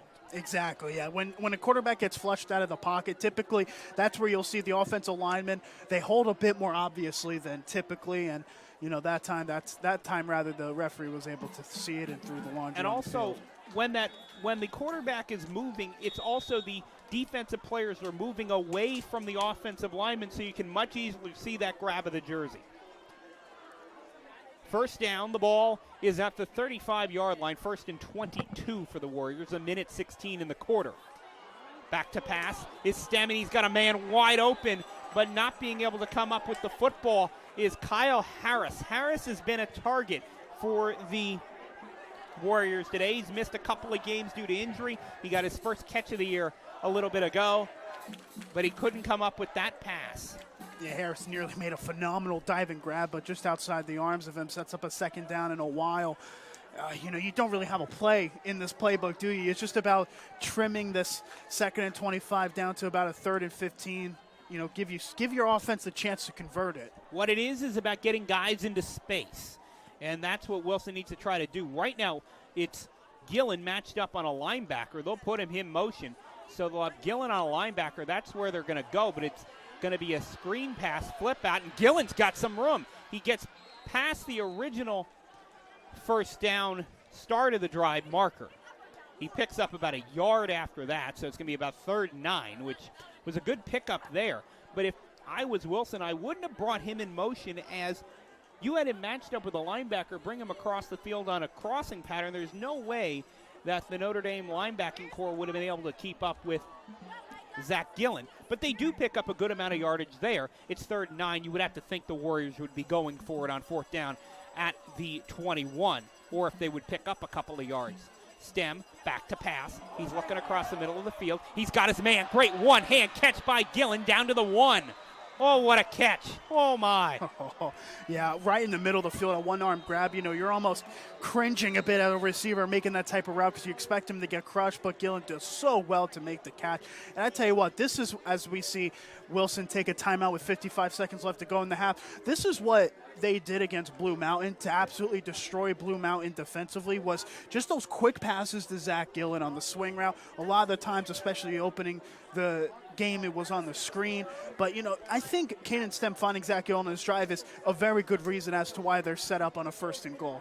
Yeah, he just stuck his little right hand out there, and if it was Friday night, that'd be a big ticket play. But unfortunately, it's a Saturday night game. Big ticket already aired yesterday. Try to get you a couple out-of-town scores as we can. We can tell you right now at halftime, Minersville is leading Nativity BBM 7-0 in that game. We can tell you at the college level, Lafayette beat Georgetown by a 24-23 score, and Holy Cross beat Lehigh by a 31-12 score. Holy Cross will play Lafayette next week, so that should be a good game as they continue their trip around the Lehigh Valley. 55 seconds to go. Stem in the gun. To his right is Damien Simpson, and he will walk in. No, it looked like he was going to walk into the end zone, but the Notre Dame defensive front said, right at the half-yard line. James Cartier comes in there and makes the stop. It looked like he would have no problem getting into the end zone. Yeah, that's excellent defensive stop there. Simpson looked like, as you mentioned, had a route for 6, but excellent defensive play to, you know, pretty much halt the momentum and get him down right at the, looks like the half-yard line. Yeah, and this is a time where if you're Wilson, I would say just go straight power football. Find your fullback, stick it in his belly, try to push him in, because how the rules have been changed now, you can push a runner into the end zone. You did not able to do that before. That was not something you could do. That was a penalty, and aiding the runner still is a penalty, but they changed that a couple of years back that you can push the guy into the end zone. So just give it to the fullback would be probably one of the things that I think would be a good idea if you're the Warriors of Wilson, but both of these teams, neither of them have a traditional fullback. Yeah, pretty much. But, you know, Castellanos really stepped up for Notre Dame. But, you know, for Wilson, your hands are pretty much tied when it comes to goal line play. And for Notre Dame, they used Aiden Compton as a fullback, their right tackle. And he went in for a touchdown last week against Penn Argyl. In the gun is Stem, and he will give it to Simpson. And this time, Simpson will walk in. That is a 1-yard touchdown rush for Damien Simpson, his 2nd touchdown of the ball game. He's accounted for all the Wilson scores, as it was a kickoff return of 90 yards that got Wilson on the board first. Now it is a 1-yard rushing touchdown. Yeah, it wasn't as impressive as the 90-yard score, but it counts for 6 all the same. We might have just a bit of a ball game, folks, so stay tuned. Warriors going for 2, as they have not been kicking extra points today, as the pass is out to Damien Simpson, and he doesn't get in. Down at the 1-inch line. It looked like he was in, but he just couldn't get over the goal line. So it's 24-14, and in 46 seconds, the Warriors will get the ball again if they can stop Notre Dame in these last 46. They'll be down 10 at the half. And that's not a guarantee either. You know, you don't want to get, you know, I almost questioned, you know, the first time they weren't able to get in for Simpson, why they immediately called a timeout. Didn't wait till there was about 30 to 25 seconds left on the clock. But now you've got, you know, you've pretty much granted Notre Dame a couple extra plays to see if they can sneak another score in before the end of the half. Yeah, and it's not that I would run it down to 0, but you have 2 timeouts at that point. It's good to keep a bit of a leeway there, You could have also, but also you had the timeout to call after the next play if you didn't get in. Exactly. So you could have run it down, not down under 20. I would say, again, as you said, about 25, 30, to where you can call that timeout if you need it, if you don't get in. But so you don't give Notre Dame 46 seconds to work with. Because as everybody knows, that's plenty enough time for Phil Stambaugh and the Crusaders. I mean, there's been games here that 46 seconds was enough for 2 scores going into a half. The ball will come down and get fielded by Alex Cruz, and Cruz will scoot by one defender and lose the football, and Wilson looks like they came up with it, and it will be. It's going to be Wilson football. Cruz fumbled it before he went down, and a turnover at the 30-yard line with 37 seconds gives the Warriors new life. Oh, my goodness. What did we mention before, Noah? The team that turns the ball over the least typically wins the game. That time, Notre Dame, just a horrific turnover towards the end of the half. Out of close to nothing, the Wilson Warriors can potentially make this a one-score ball game. Oh, and they've got the ball to start the second half as well. And kickoffs have been a issue for the Crusaders. That's their 3rd fumble lost on kickoffs this year. Warriors with 1 timeout. They have 37.6 seconds to work with here in the second quarter. They trail by 10, 24-14. Stem in the gun, 2 receivers to both sides of the formation. As he's back to pass, he's looking across the middle of the field, now into the end zone. He's looking for Hendricks, and that ball is it caught or intercepted? It looks like it's intercepted. It is. Josh Ludlow with his 2nd of the game. Big turnover the other way.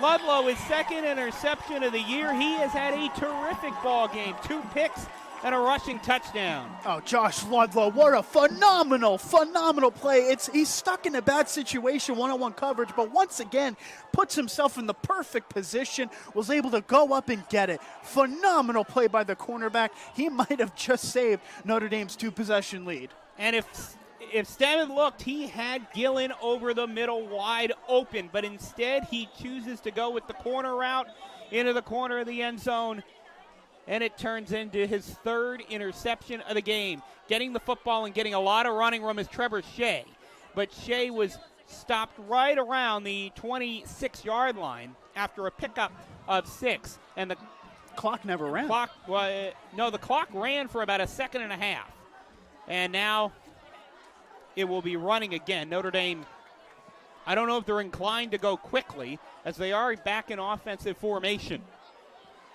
In the gun is Quintano. He's looking to pass. He's looking deep. He's still looking. A flag comes in. That's probably going to be a hold, as the pass is well out in front of the intended receiver, Jaden Becker. It looks like it's going to be a hold, and I think if you're Notre Dame, you might at this point just try to get out of this half without anything bad happening. 9 seconds to go. It'll be 2nd and a mile. Yeah, Quintano landed very awkwardly. I was holding my breath again as he threw that ball, pretty much a sidearm sling. He overthrew his receiver. In the end, it was pretty much as close to a Hail Mary as you can get.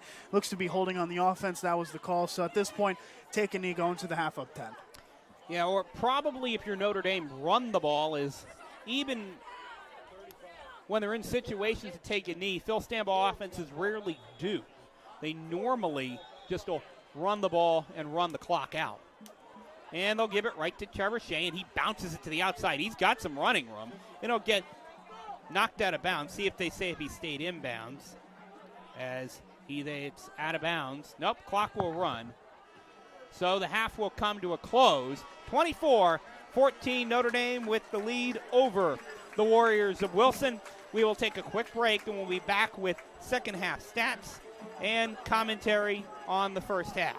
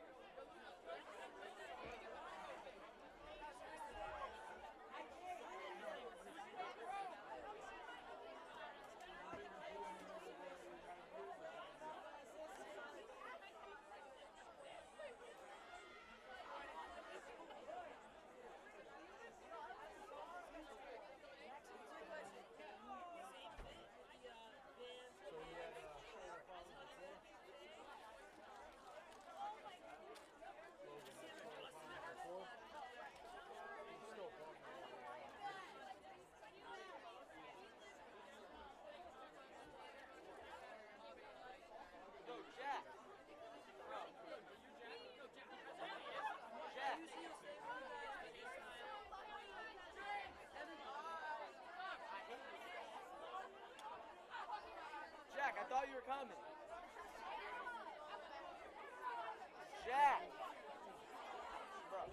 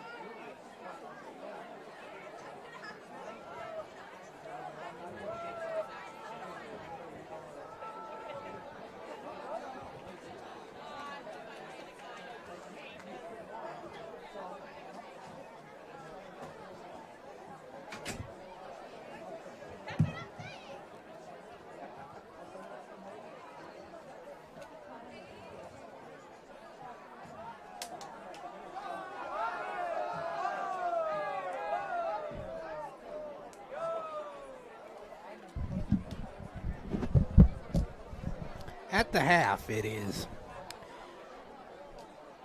Notre Dame 24 and Wilson 14 here on Keystone Sports Radio. Notre Dame took a 14-0 lead, actually a 17-0 lead, and then it's been 14-7 in favor of Wilson since then. A couple of dropped touchdown passes for the Warriors, along with a few interceptions, puts them down by 10 at the half. As the clock about to expire, the Crusaders back out onto the field. As it's 24-14 here at Notre Dame Stadium in Easton, Pennsylvania. In the first half, 3 interceptions really were the difference maker, as Caden Stem was picked off twice by Josh Ludlow and once by Ethan O'Neill. Warriors now back out onto the field, as the Crusaders have also joined them. Quintano getting warmed up for Notre Dame to go for the second half, and Stem for the Warriors. And if you're Wilson, you really need to protect the football, as they've thrown those 3 interceptions. If they don't throw 2 of them, it would have been a 1-score game. As again, we had a drop touchdown by Zach Gillen. We had a drop touchdown by Damien Simpson. If those 2 plays don't happen and they catch those footballs, it's a 3-point game. Well, let's be honest, I think both of these teams are really went into the locker room thinking, I reckon we could have been a bit better than that first half. I think both teams squandered some big opportunities. Obviously, ultimately, it's Wilson getting the bare end of the stick of it, down 2 possessions. But, I feel like both of these teams could easily have controllable leads right now. But we go into the half with both teams committing some pretty bad turnovers and a game that's still very much undecided. Yeah, a game that we thought could have a chance of being a really good one. Just didn't know, with the way that Wilson has played in the past couple of weeks, they've not been able to really protect very well on their offensive line, but they have 2 key pieces on that line back, and Naheem Hood and John Gillen, and they really played a very good first half aside from those interceptions. If they take away the interceptions, as we talk about, they're right in this game. But even though that being said, they're still right in this game to get the football coming out to start the second half. Caden Stem and that offense want to get something going quick. Yeah, they definitely would like to. I think this drive is going to really facilitate what happens the rest of this ball game, because you're going to expect Notre Dame to be a bit more conservative with the play calling, hand the ball off a lot more. That's been working out very well for them throughout this game. I think with Wilson, when your backs are still a bit against the wall here, you got to be the facilitator early on. You got to get that big play. I think what we see on this opening drive is really going to dictate what happens the rest of this game. And if you look at the Warriors coming in to this ball game, they have had issues throwing the ball through the air, a couple of interception problems.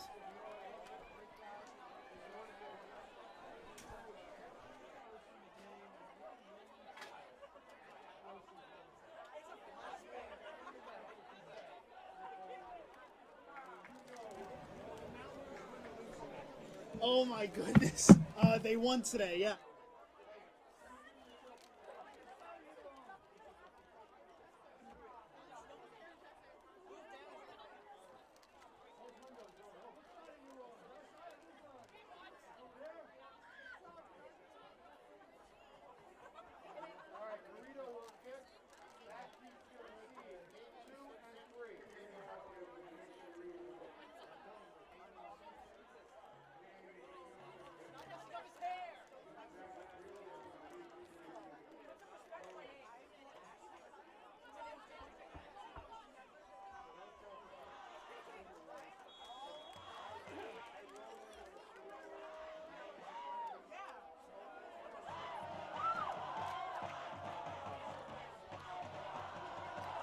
The kickoff is Garrido for the Crusaders. The kick will come down right around the goal line, where it will roll into the end zone. Touchback, as the Warriors will start 1st and 10 from the 20-yard line. So they'll need to go 80 yards. But we've seen at the peak of this Wilson offense what they're capable of. They're easily capable of going the length of the field for a score. It's just if they're able to facilitate themselves and get this drive going off smoothly. 1st and 10, the ball at the 20-yard line. As we start the third quarter, Warriors will get the first drive of the half. In the gun is Caden Stem. To his right is Damien Simpson. Stem will, instead of handing it off to Simpson, will throw, and he'll find his man, Zach Gillen. He'll toe-tap the sideline and get out of bounds right around the 35-yard line. Good pickup there for Gillen, as we'll have a flag, though, all the way back at the 22-yard line. We'll see what that is. It might be an illegal formation. Or it could be another sideline warning on Notre Dame. I don't know what the call is actually going to be, but it's probably an illegal formation. And they're coming back, so it's going to be on the Warriors. Yeah, it's going to be a penalty on Wilson. It's going to be a holding foul on the Warriors. So that'll march him back to the 10. And it seems like same old in this game where these penalties are just halting drives. That's just an absolutely brutal one. Yeah, it was not good. Not a good penalty if you're the Warriors, because big pickup by Gillen. That's on the backside of the play. That is on the backside of the play. The play was not going that direction. You didn't even need to make that hold right there. Yeah, it always makes it a bit more annoying if it's away from the play, but, you know, ultimately you got to keep a level head. In the gun is Stem. To his right is Simpson. Stem back to pass. He's looking this time again for Gillen. He makes one man miss and will pick up all of the penalty yards plus another yard. But if you look at those two plays, you put them together, look at where down the field Wilson would have been without that penalty, and that's exactly no, pardon, but you know you're absolutely correct. But ultimately, the best offenses, the best quarterbacks have the worst memory. You just got to scrap it and keep going. You've got a 2nd down and 8. That's what they're facing currently, and you know still a really good opportunity to get this drive alive. Yeah, so he picked up an extra yard up to the 21. In the gun is Stem. He's looking to the far sideline. He has his tight end, Eric Shunk. Shunk will get close to first down yardage. He will get first down yardage up to the 33-yard line. For Shunk, that might actually be the longest reception of the season for him. It's a gain of 11 yards. Well, his longest reception looks to be the touchdown that was the winner against Saucon Valley. So, you know, Eric Shunk, he's known for making the big plays, but it just shows the depth that this team has on the receiver core. Back to pass is Stem. He's looking now. He's flushed. He's going to go down in the backfield. Coming in as a host of Crusaders led by Dane Vassallo. So that'll bring up a 2nd and about 14 or 13, depending on where they finally put the football down, as the pressure enveloped the quarterback. And it looks like it might be it for Logan Castellano, as he is on the sideline, does not have a helmet on, and has a raincoat over his jersey. So he might be done. Back to pass, rolling to the near side of Stem. He gets popped, and that pass is intended for absolutely nobody. Probably the closest man to it was Damien Simpson. And you take a look at Zakai Hendricks. He had one-on-one coverage, but Stem just looking at the intended receiver. Zakai Hendricks had a couple strides on his defensive back covering him. Oh, and you could see the frustration as he walks back into the huddle. Yeah, and again, I think as if Stem has another half second, that ball's either completed right there or he finds the other man in Hendricks. But it's just, he's getting not pressured much, but enough to where it's a problem. Exactly. It's enough for him to lose his confidence and throw about a weird pass. He pretty much had a jump throw there. He's got to keep his feet set. Now he's getting rushed as a free man comes through, but they get it complete to Gillen. And Gillen has the first down and a lot more into Notre Dame territory. Gillen could go, has one blocker, and he will go. It will be a touchdown of 69 yards. Zach Gillen made it happen the whole way. The pass maybe went 2 yards down the field, and then Gillen took it the next 67 himself. as Wilson within a score. It's 24-21. The Warriors will go for two. Throw it in the open field and make your receivers make the play. Phenomenal work there by Zach Gillen. Caden Stem under heavy pressure again, had to throw off his back foot, but that blitz from the linebackers allowed Zach Gillen to have open field, and he just made a play. Phenomenal work again. The grass coming into play, a defender slipping that could have made the tackle. Yeah, and you look at it, just that drop touchdown from Gillen earlier, the Warriors would have been on top. But now they will go for two. Two receivers to the bottom of the formation. To the right is Simpson. And getting it and then pitching it back, and then, well, the pass is incomplete. No, it was intended for It looked to be intended for Eric Shunk. And that was an odd play, because I think if Simpson took it, he would have walked in, because Notre Dame was in coverage there. Yeah, it looked like to be a very awkward flea flicker, I think is the term for it. Had Eric Shunk one-on-one, but in the end the pass was batted away. And after the play, a little bit of extracurricular activity, it appeared. This rivalry week is getting a bit intense. A one-possession game, Noah. Oh, stay tuned, folks. This is going to be a good one. Closest this ball game has been since Notre Dame scored on the opening drive. 9:49 to go in the third.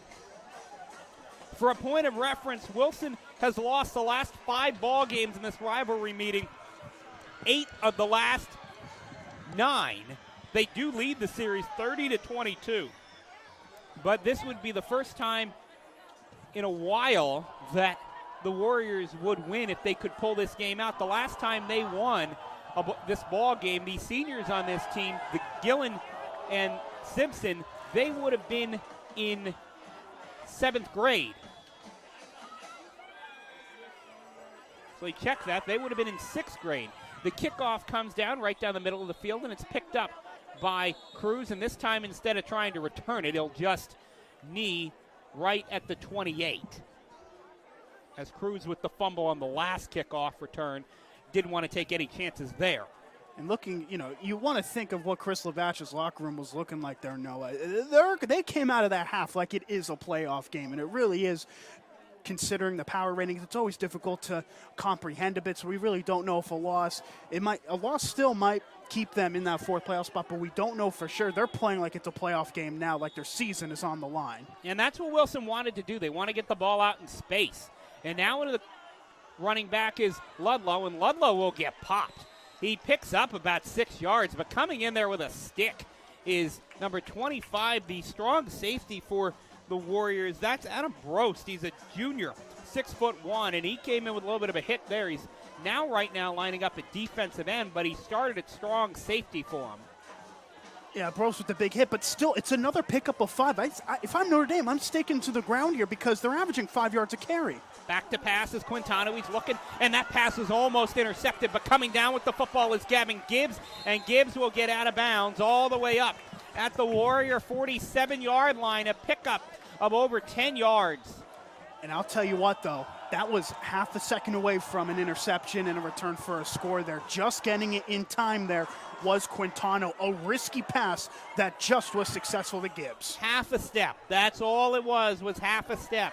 If not, it would have been a probable touchdown the other way. Ludlow will get the football again. He'll pick up 3, maybe 4. And now, after he spun right before he was tackled, he'll actually pick up 5. And I got to say, I'm not sure why Notre Dame isn't just doing this. They're averaging 5 yards a carry. They get another 5 yards with Ludlow. I understand you're without Castellano, it appears, for at least this third quarter, if not the rest of the game. But if you're averaging 5 yards a carry, I don't see why you don't keep running the rock here. Yeah, you need to run the football. It runs time off the clock, which the Warriors want time. The Crusaders, I think, would want to get out of here as quick as they can. Instead, it's Castellano rolling to the near side. He's looking for his man down the field, and that's incomplete. It was intended for what looked to be number 10, Jaden Becker, but the ball sailed on Castellano and make it 3rd and 4. And one thing that we haven't talked about yet is Tarif Muhammad suited up. He was dressed, but he hasn't played and does not have his helmet. And Muhammad's 700 yards receiving has missed the last 3 games. Yeah, that's a big loss, obviously, for them. They've been going to other receivers. Nadir Sanders was around the area where the ball was thrown to, but yeah, obviously Mohammed, one of the big surprises for this team for Notre Dame. In the gun is Quintana. To his left is Shea. 2 receivers each side of the formation, and the blitz is coming, and Quintana will step up, and he will go down right at the line of scrimmage. The Warrior defense comes to play. Getting in there to make that stop is John Gillen from his defensive end position. That's a difference maker because Gillen missed the pass 2, and he made a play right there. And I reckon if Quintana was able to tuck his head down and get a couple yards, they might be going for it on like a 4th and 2, 4th and 3 scenario. But by losing 2 yards, they got the punting unit on. A phenomenal stop once again by the Warriors. Garrido will send the football away, and that one is a boomer that will drop inside the 20-yard line. Ludlow will down it at about the 7 or the 8. Probably not the greatest idea to run away from it for Zach Gillen, just to make the Notre Dame return men honest, because that might have rolled a little farther. And Gillen, he's shown himself as being a real threat in the punt return game as a return score this season. But, I think he thought that was going a little bit further than it was and was going to the back of the end zone. Instead, it pretty much died with the wind and was turned into a phenomenal punt by Garrido. And now, in a very similar sense to the opening drive of this half, we have the Wilson Warriors having to go the length of the field. The ball will be spotted at the 6-yard line, and there's a real big crosswind, and I think that punt got picked up in that crosswind because it looked like it would have made it into the end zone. Now, getting the football is Damien Simpson, and he had a little bit of a hole, but that closed very quickly as he picks up nothing. Coming in there to make the stop is number 30, Trevor Ken, a junior defensive end for the Crusaders, as it's a no gain on first down. And I learned this last week, Noah. The student section at Wilson away is doing the Wilson Shuffle. If you're wondering what that dance is all about on the far side of the field, Noah. In the shotgun and we'll have a stoppage here. We'll see what it is. It looks like it's going to be officials' timeout as down, and that's not good if you're Wilson. That's Zach Gillen, who's down on the terra firma. And we'll see what that's all about. It might just be a cramp, though, the way he went down very late. And we hope it's just that. The weather a bit cooler than usual, but, still prone to cramping as we see Gillen get escorted off. We hope he's okay. You never want to see a player as Keith as for any of these teams. You never want to see anybody on the ground injured, but, for Zach Gillen, hopefully he's doing all right as he's getting attended to. They're working on that right leg. It looks to just be a cramp, so hopefully he can get back in this ball game very quickly. We'll try to get you a couple out-of-town scores of what's going on tonight. We can tell you as the last update that we had that as Gillen will walk off the field on his own power, Nativity BVM is beating Minersville 21-14. And William Tennant has beaten New Hope Salisbury. So Tamaqua is in the District 11 playoffs at the AAA level. So the only ball game right now still to go final would be the ball game right here, as that ball game that involved Minersville, that game is late into the third. And it looks like Nativity's going to win that game. We'll try to give you an update on that when we can. Back to pass is Stem. He's looking across the middle of the field. His receiver couldn't come down with it as it was too high for the senior Kyle Harris. And it'll be a 3rd and 10. The ball still at the 6. Can't have a 3-and-out here. You've got all the momentum on your back to get a 3-and-out and have to punt it deep in your own territory. That spells some more bad trouble for Wilson. Yeah, and the Warriors don't really have a true punter, as Stem will go back there and do the punting duties, and they've actually had some troubles getting the snaps back there, so that's something you don't want to do. Maybe if you're Wilson, you know that they can throw the ball, they can get big yardage on the throw passes, but maybe just do something simple, pick up some yards, just so you're not in a bad situation on 4th down, and maybe you break one. Just because you kind of want to get out of this drive and get in some better situation. Instead, they're back to pass. They're looking Stem. This isn't going to help. Stem will go down at the 2-yard line. Coming in there with the pressure is the junior number 50, James Cartier. And punting unit coming on. What a response by Notre Dame. The first real good play that they've done all half, and it comes on the defensive end of the ball. A dramatic 3-and-out in a drive where they really needed it the most. And now you've got Caden Stem only averaging about 35 yards a punt set to boot this one away. Notre Dame looking to get phenomenal territory here. Too many men on the field for the Warriors. They run one man off. And you need a good snap here. As Stem standing on his back line, he gets it off, and this is a boomer. It's not going to go that far.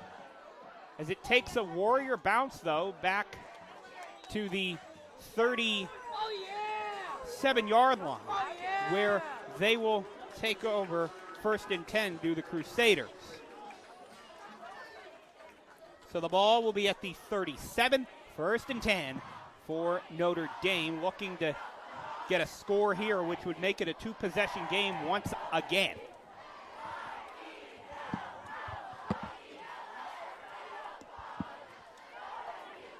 Ball at the 37. Quintano is in the gun. To his right is Trevor Shea. 2 receivers to both sides of the formation.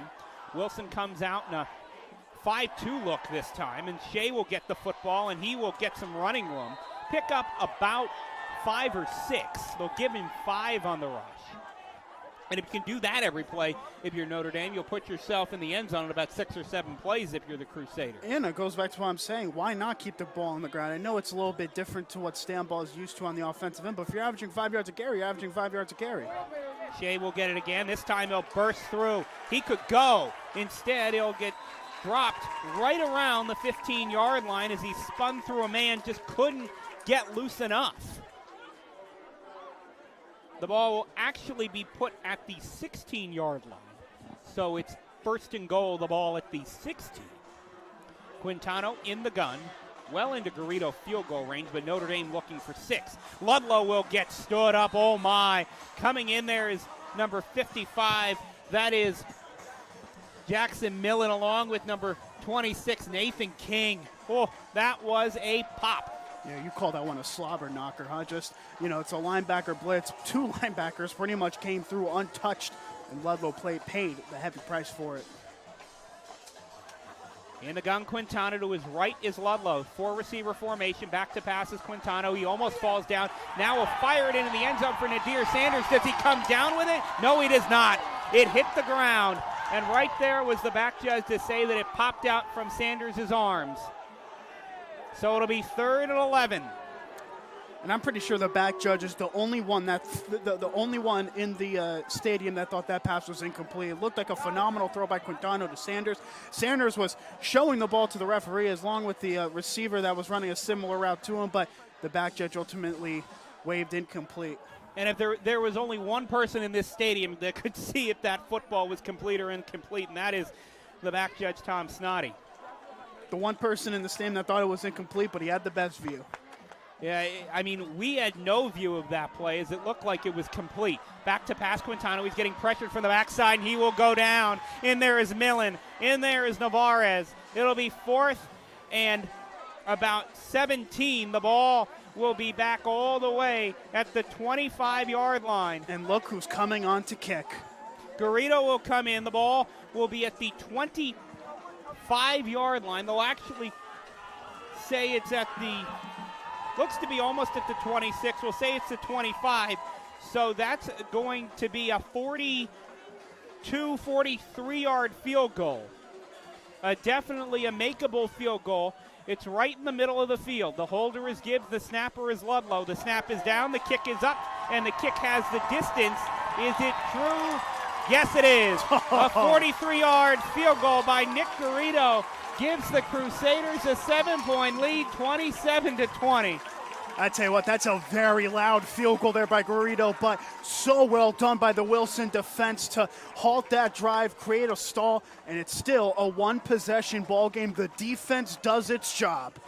Yeah, the defense really did what it needed to do for Wilson, but that being said, it's a full 1-possession game. But if you look at it, if you're Notre Dame, you're still not happy because it's truly not a 1-possession game, because if Wilson were to score again, they're going to go for 2. And if they make that 2-point conversion, it's not a full 1-possession game because Wilson has not used the kicking game. Yeah, Anderson Lewis Jr. isn't the worst extra point kicker really in the world, but it's just in the philosophy of Chris Labatch to always go for 2, and that's definitely what they look to be doing if they're able to get another score on this in this ball game. And that hasn't been the philosophy over the years for Chris Labatch. That's something that's definitely new this year. And also, I think maybe just the field conditions down there could also predicate that. Because it used to be always that they would kick field goals. They haven't made it twice of the 2 times they went for it. It would be 24-27 actually if they had made both of those. The kickoff by Garrido will go right in the end zone, and it will be a touchback. So it's Warrior ball, 1st and 10 at the 20-yard line. Big drive here if you're Wilson. Try to get some points on the board. Drive of the season, if you ask me. Yeah, if you go down 2 scores to this Notre Dame team, it's going to be hard to come back from that, especially as we're in the waning minutes of the 3rd quarter. Yeah, Notre Dame, they made a good bit of mistakes in the first half to bring Wilson back into this ball game. You can't expect Notre Dame to make as many mistakes as they did in the first half. It's their time to capitalize right now. Ball will be spotted at the 20-yard line, 1st and 10. In the gun is Stem. To his right is Damien Simpson. 2 receivers to each side of the formation. At tight end is Gillen as he will pop back for a little wide receiver screen. And he's got yardage, but a flag comes in. Gillen will end up picking up the 1st down a little bit more, and 2 flags come in. These might be offsetting penalties. That might have been a face mask in there at the end. We'll see what the call is. Otherwise, it's going to be 2 holds. Yeah, this could be brutal. The holding penalties negating the big gain no matter what. But one thing that is good to see, Zach Gillen back in the ball game from his cramping. It's good to see him doing well. Gets a good pickup, but we'll check the laundry. Yeah, this is either going to be 2 holds where you can only take one. It'll be a 10-yard penalty. They'll, of course, take the one that's farther back down the field. Or it's going to be a face mask and a hold. It could end up being a 1st and 5 if it's a personal foul face mask. We'll see what the call is from referee Jason Boris. It's going to be a hold on Wilson. And then we have a personal foul face mask on the Crusaders. So it's just going to be 1st and 10 all over again. And no, he should be a ref.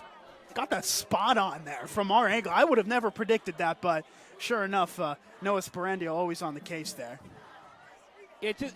Where that flag came in, it just looked like it wasn't going to be another hold because Gillen there was nobody blocking down there. Gillen had beaten everybody down the field. So the only thing it could really be was a face mask. There goes the seam.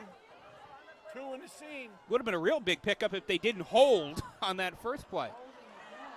Stem is flush. Wow. He's looking downfield. He'll fire. He's got his man. It's Eric Shunk for a gain of 17.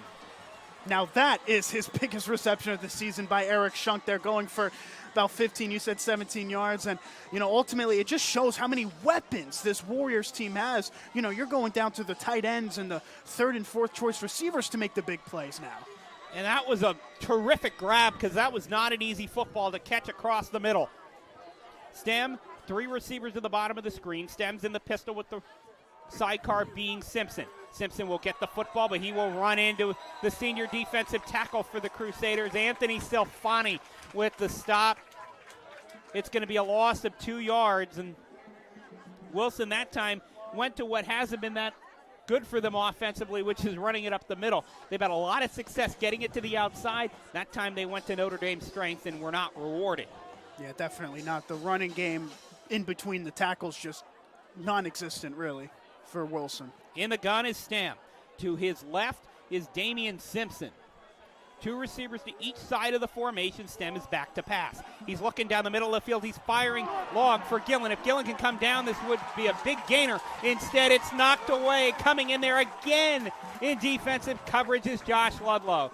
But Josh Ludlow might be having the game of his life here tonight. Just a phenomenal play on the defensive end once again. And it looked like he was cramped up in the process of it. One of the better cornerback plays that you'll see all season. And it'll be 3rd and about 11. Ludlow's getting stretched out. It looks like he cramped up. And just looking at this, Notre Dame's going to have now a different defensive back on Gillen. if you're Wilson, do you go back to that again? Because the one guy who's been making all those plays, he's going to at least have to sit out this play. Well, what's the target of the offense but not targeting the weakness of the defensive side, right? You're going to get the backup who's a bit cold, right? Not getting as many snaps as, say someone like Ludlow has been getting. I say you go right back to Zach Gillen, make him make another big play. Yeah, Gillen they got the heat pad out there and the roller working on his leg. And you wouldn't think you would have cramping on a night like this. It's quite cool. Probably the coldest night either team has played all year, as it's probably in the high 50s. I tell you what, though, Noah, we're at 9 o'clock Eastern Standard Time. We're 2 hours into the ball game. Some games end about this time. Instead, it's 2:57 left to go in the third, 27-20. A lot of running, I think, and I think that's the antithesis for why we're getting a lot of these cramps in. But as Ludlow's able to walk off, one of the plays of the season for the Wilson Warriors. Down 7, 3rd and 12 at their own 37. Here we go. Yeah, they need to at least pick up half of this, because then you can be in the, hey, do we want to go for it category. You probably wouldn't on your own side of the field, but you need to get something here. You're definitely not going for it if it's 4th and 12. Stem into the gun. To the right is Simpson. 2 receivers at the bottom of the formation, 2 to the top. The inside man is Gillen.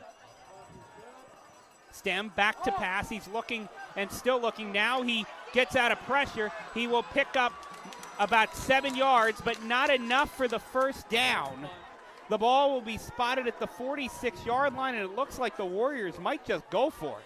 I mean, why not at this point? You got 4th and 4. Your defense has been doing well. It's not as if it's the beginning of the game when Notre Dame was just doing whatever they wanted. 4th and 4 at this stage in the game, at this stage of your season, 2.5 minutes left in the third. Trust your offense to get 4 yards. So it's 4th down. The ball is at the 46-yard line. 4th and 3. In the pistol is Stem. Behind him is Simpson. 2 receivers on both sides of the formation. He's back to pass. He's got a lot of time. Now the rush comes in. Stem will run. He will pick up the first down, but that's coming back. That's going to be a hold. And it looks like, was there a flag? Now, correct me if I'm wrong, no. It looks like there's flags on different areas of the field. Will they all be calling the same thing? It could be that it's all on the same thing if the hold was blatant enough, but it looks like they might be looking at 2 penalties again. We'll see what it is if they're both on.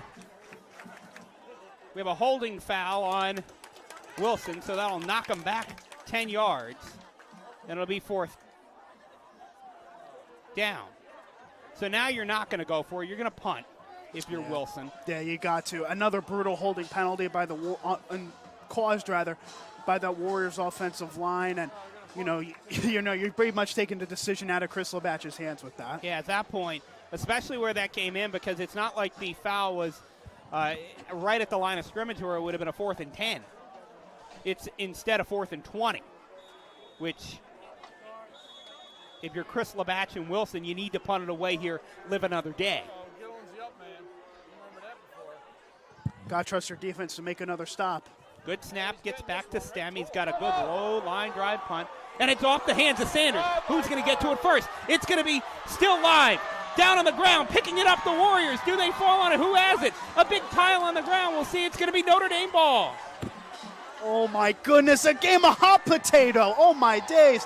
It was fielded by Nadir Sanders, at least attempted, at about his own 30. It bounced all the way to the 15.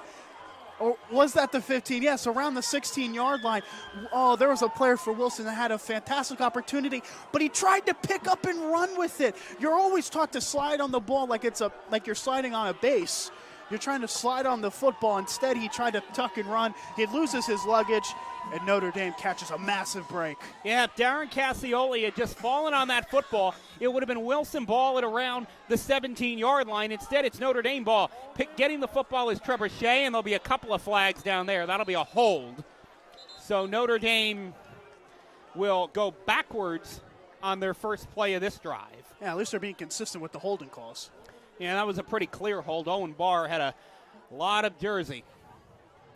And again, it's not on any of the runs of the inside. It's all on the runs of the outside because both of these defenses have some very quick defensive ends. And keeping those guys in contain is proving to be a little harder than some would think. Not to mention as well, if you're running towards the outside, you're kind of exposing your linemen a bit to tucking the jersey a bit more, so that elevates the possibility of a holding call as well. The ball is at the 7-yard line, where Notre Dame will start 1st and 21. Getting the ball is Trevor Shea.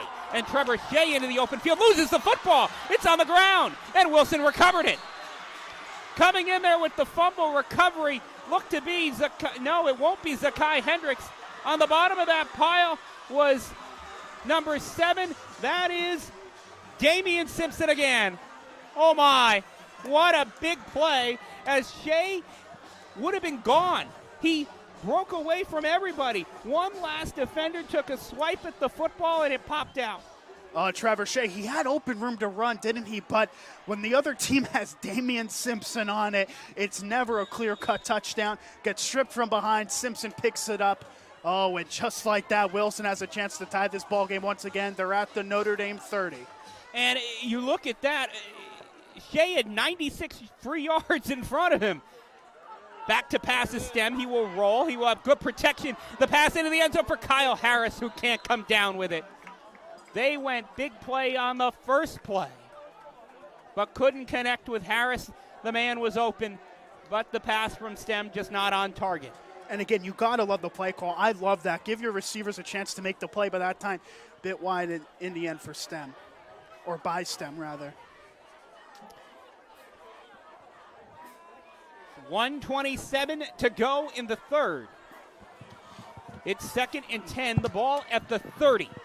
Harris and Gillen, the two receivers to the top.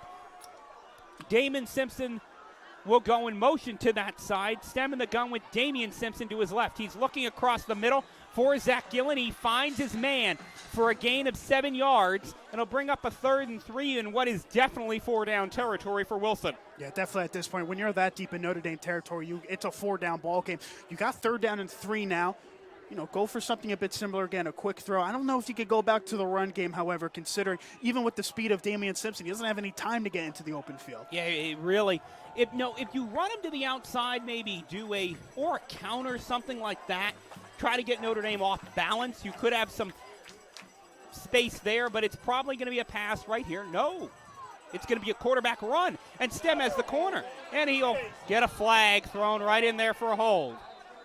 And he had enough for the first down on the far side as well. But, you know, another outside run. These refs, they're calling it consistently. That's one thing you got to tell. You have to say they're calling it consistently.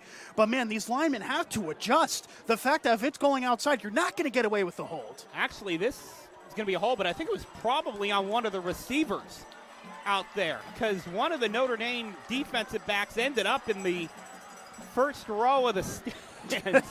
So I'm thinking that's where the penalty flag came in from.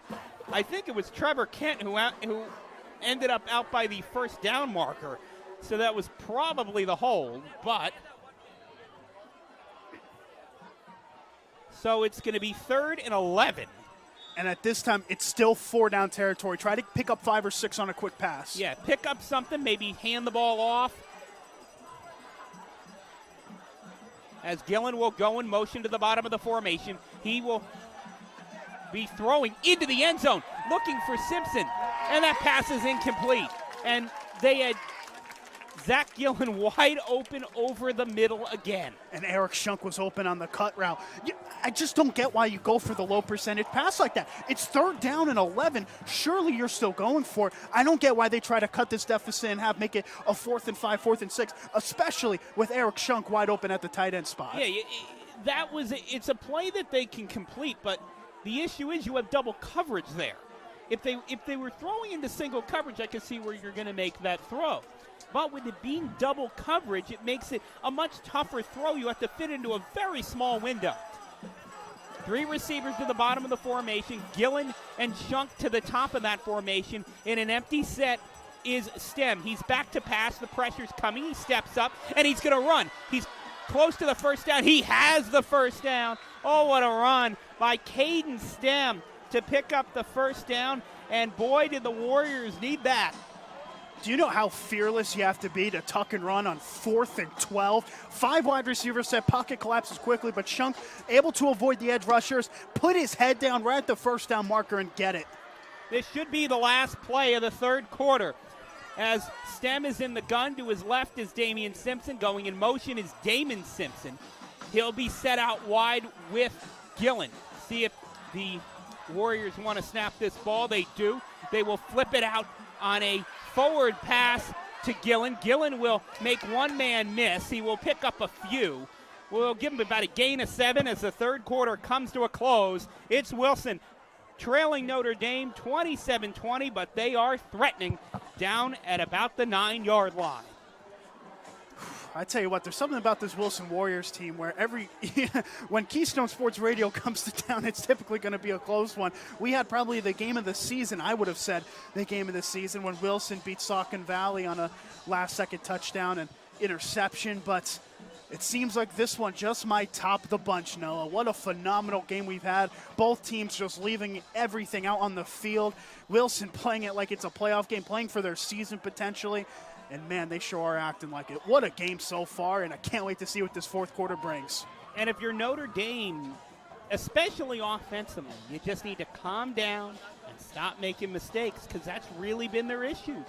They fumbled the football a few times. They've had some other issues. They just need to calm down, realize we're in a ball game. It's not been like the past couple of weeks where it's been scores that weren't exactly that close. Sure. And they just need to do what they've been doing all year. For Wilson, what they need to do right now is get themselves in the end zone at the beginning of this fourth quarter. And, for Notre Dame, it's so important to go into the playoffs. They've already clinched a playoff spot, that number 2 seed. It's so important, though, to go in with momentum. This is a game that they want to look back on when you head into the playoffs of times that they were able to pull away and get a win. So both of these teams with a lot on the line. But for Wilson, they've got their entire season on the line. 2nd and 3, the ball is at the 9. First down marker at the 6. Stem to pass. He's looking for Damien Simpson. He dodges a man. He will go 9 yards for the touchdown. Damien Simpson. Oh, my. And there's a Crusader down on the play. It looks to be another cramping issue, an official's timeout, as it's now 27-26, and Wilson will get a little more time to think about how they're going to look at going for 2, or they're going to try to kick it and make it a tie ball game. I think it's a no-brainer here. You go for 2 if you've been going for 2 all game already. Yeah, what a play that is by Damien Simpson on the halfback swing route. We have to get the key for Damien Simpson to be able to be successful is to make plays in the open field. That time he was able to grant it on the swing route, make a man miss, and he was able to run in for 6. Yeah, and it looks like they're stretching out one of those defensive backs again. It might be Josh Ludlow, who was getting stretched out earlier. And Tarif Muhammad has his helmet back, so I don't know if we might see him at some point tonight. It comes back to what we were originally talking about with Colin Quintano, isn't it? Where, you're already clinched that playoff spot. Do you want to risk one of your key guys and Tarif Muhammad getting injured in a game that, ultimately won't be as important as the semifinal or final, potentially, if they make it that far? It's a real balancing issue that you've got. Maybe Tarif Muhammad's about 50-50, but do you want to take that risk is the issue. The injured party was number 10, Jaden Becker, who's coming back from his first ball game after missing a few with a hand injury. He got stretched out. So Warriors will go for 2 to try to take the lead for the first time today. In the gun is Stem. To his right is Damon Simpson. A bunch formation to the bottom of the formation in Harris and Gillen. To the top of the formation is Shunk and Damien Simpson, also bunched. Simpson to the right of Stem, who will roll that way. He will flip it, and into the end zone is Eric Shunk. The Warriors lead for the first time today, 28-27. Wilson were close to dead to rights in that first quarter, down 17-0 at one point. They've come back from that deficit to take the lead. Oh my goodness, what a game this has been for the Warriors, but now they've still got one of the best offenses in the country, probably in the region rather, one of the best quarterbacks in the region that they've got to defend against. Oh my goodness, this is going to be a good one. Well, it's Notre Dame and probably the best quarterback in the Colonial League, at least. As region, Stem yes. Stem and Quintana probably 1 and 1A. As they're Definitely. both terrific quarterbacks. Yeah, Quintano, he'd definitely be playing football if he didn't accept that scholarship to Vanderbilt for baseball. He'd be definitely playing football at this side. And now, while not exactly being 100% maybe, he's got to lead this team down the field and retake this lead. Yeah, maybe you just give the football off to Ludlow, give it to Shea. You just need to hold on to the football. They've not had issues getting yards, as the kickoff will go and get picked up by Cruz at around the 21-yard line. Smartly runs out of bounds, and Notre Dame will have the football 1st and 10. And, this is the issue now. They average 5 yards a carry still. Trevor Shea nearly took one to the house, but it's holding on to the football. These aren't natural running backs on this field. Castellano was the closest thing to a halfback they've had, and it looks like he's out of the ball game. And Trevor Shea, normally potentially a slot receiver, losing the football in the last drive. So do you go back to the run now is the question. Both Shea and Ludlow coming through this Notre Dame program as younger players were running backs, but as they got to the varsity level, because of the fact of guys like Matt Frown and Logan Castellano have been slot receivers, they just haven't had the ball in a while. Another holding call will be as multiple flags come in. Shea went nowhere. We'll see if the Warriors take this penalty. It looks like they might decline it. Yeah, a loss of 5. It looks like they're going to decline it. But I tell you what, you're paying attention to the body language after all these plays. A little bit extra talking from both sides. This obviously rivalry week. It's turning into a massive rivalry match as things are getting tense to an overblood at this point. Yeah, Jaden Becker's back out there. He took 2 steps onto the field after the play, and now he's can't get off the field as his leg cramped right back up again.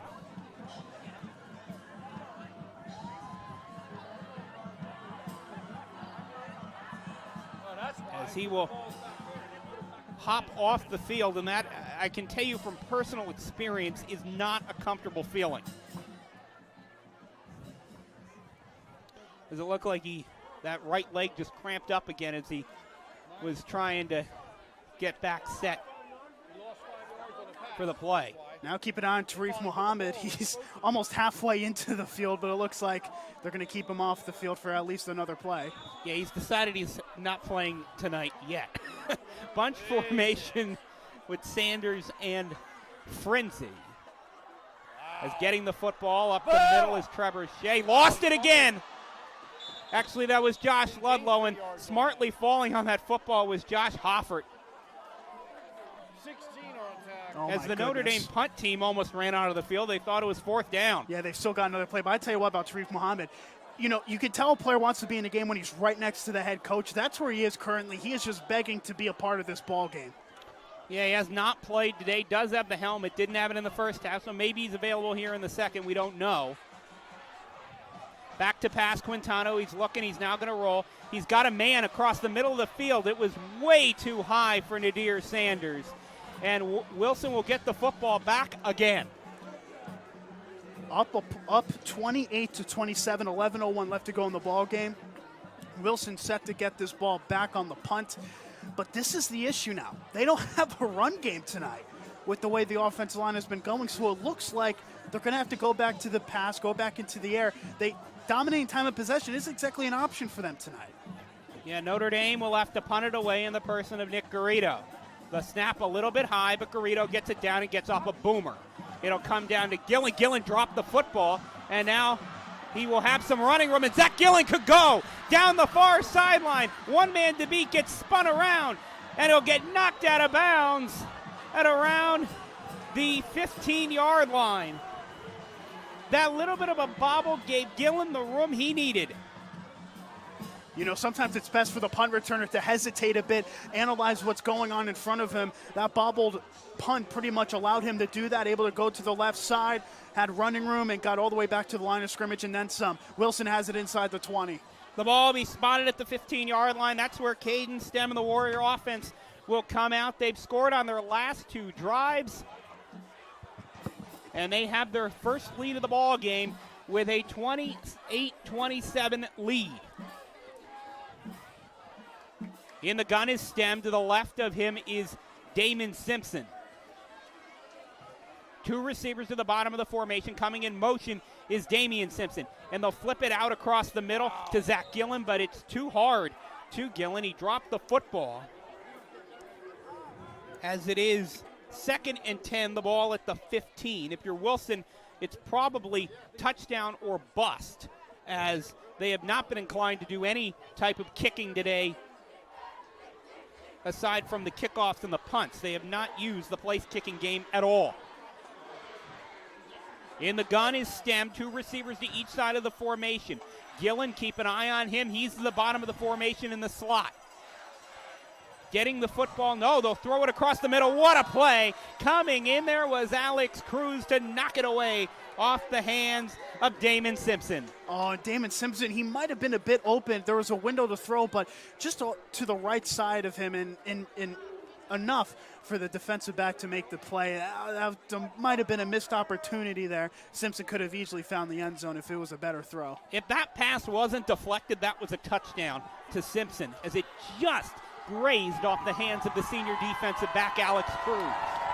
Stem will be in the gun. To his right is Damien Simpson. Two receivers to each side of the formation. A wide split on the bottom side. The deep man is Gillen. They're looking to the near side. They're throwing it in the end zone, and it is going to be a touchdown. Coming down with that football is Damien Simpson. Oh my, the Warriors up by 7 with the 2-point conversion coming up. Damien Simpson, one-on-one coverage, a slight hesitation. We saw DeAndre Hopkins do that on Thursday Night Football a couple days ago, hesitating a bit, able to create a bit of space. On the far pylon, he was able to make the reception. A veteran wide receiver move, and now a 2-point conversion away from a 2-possession lead.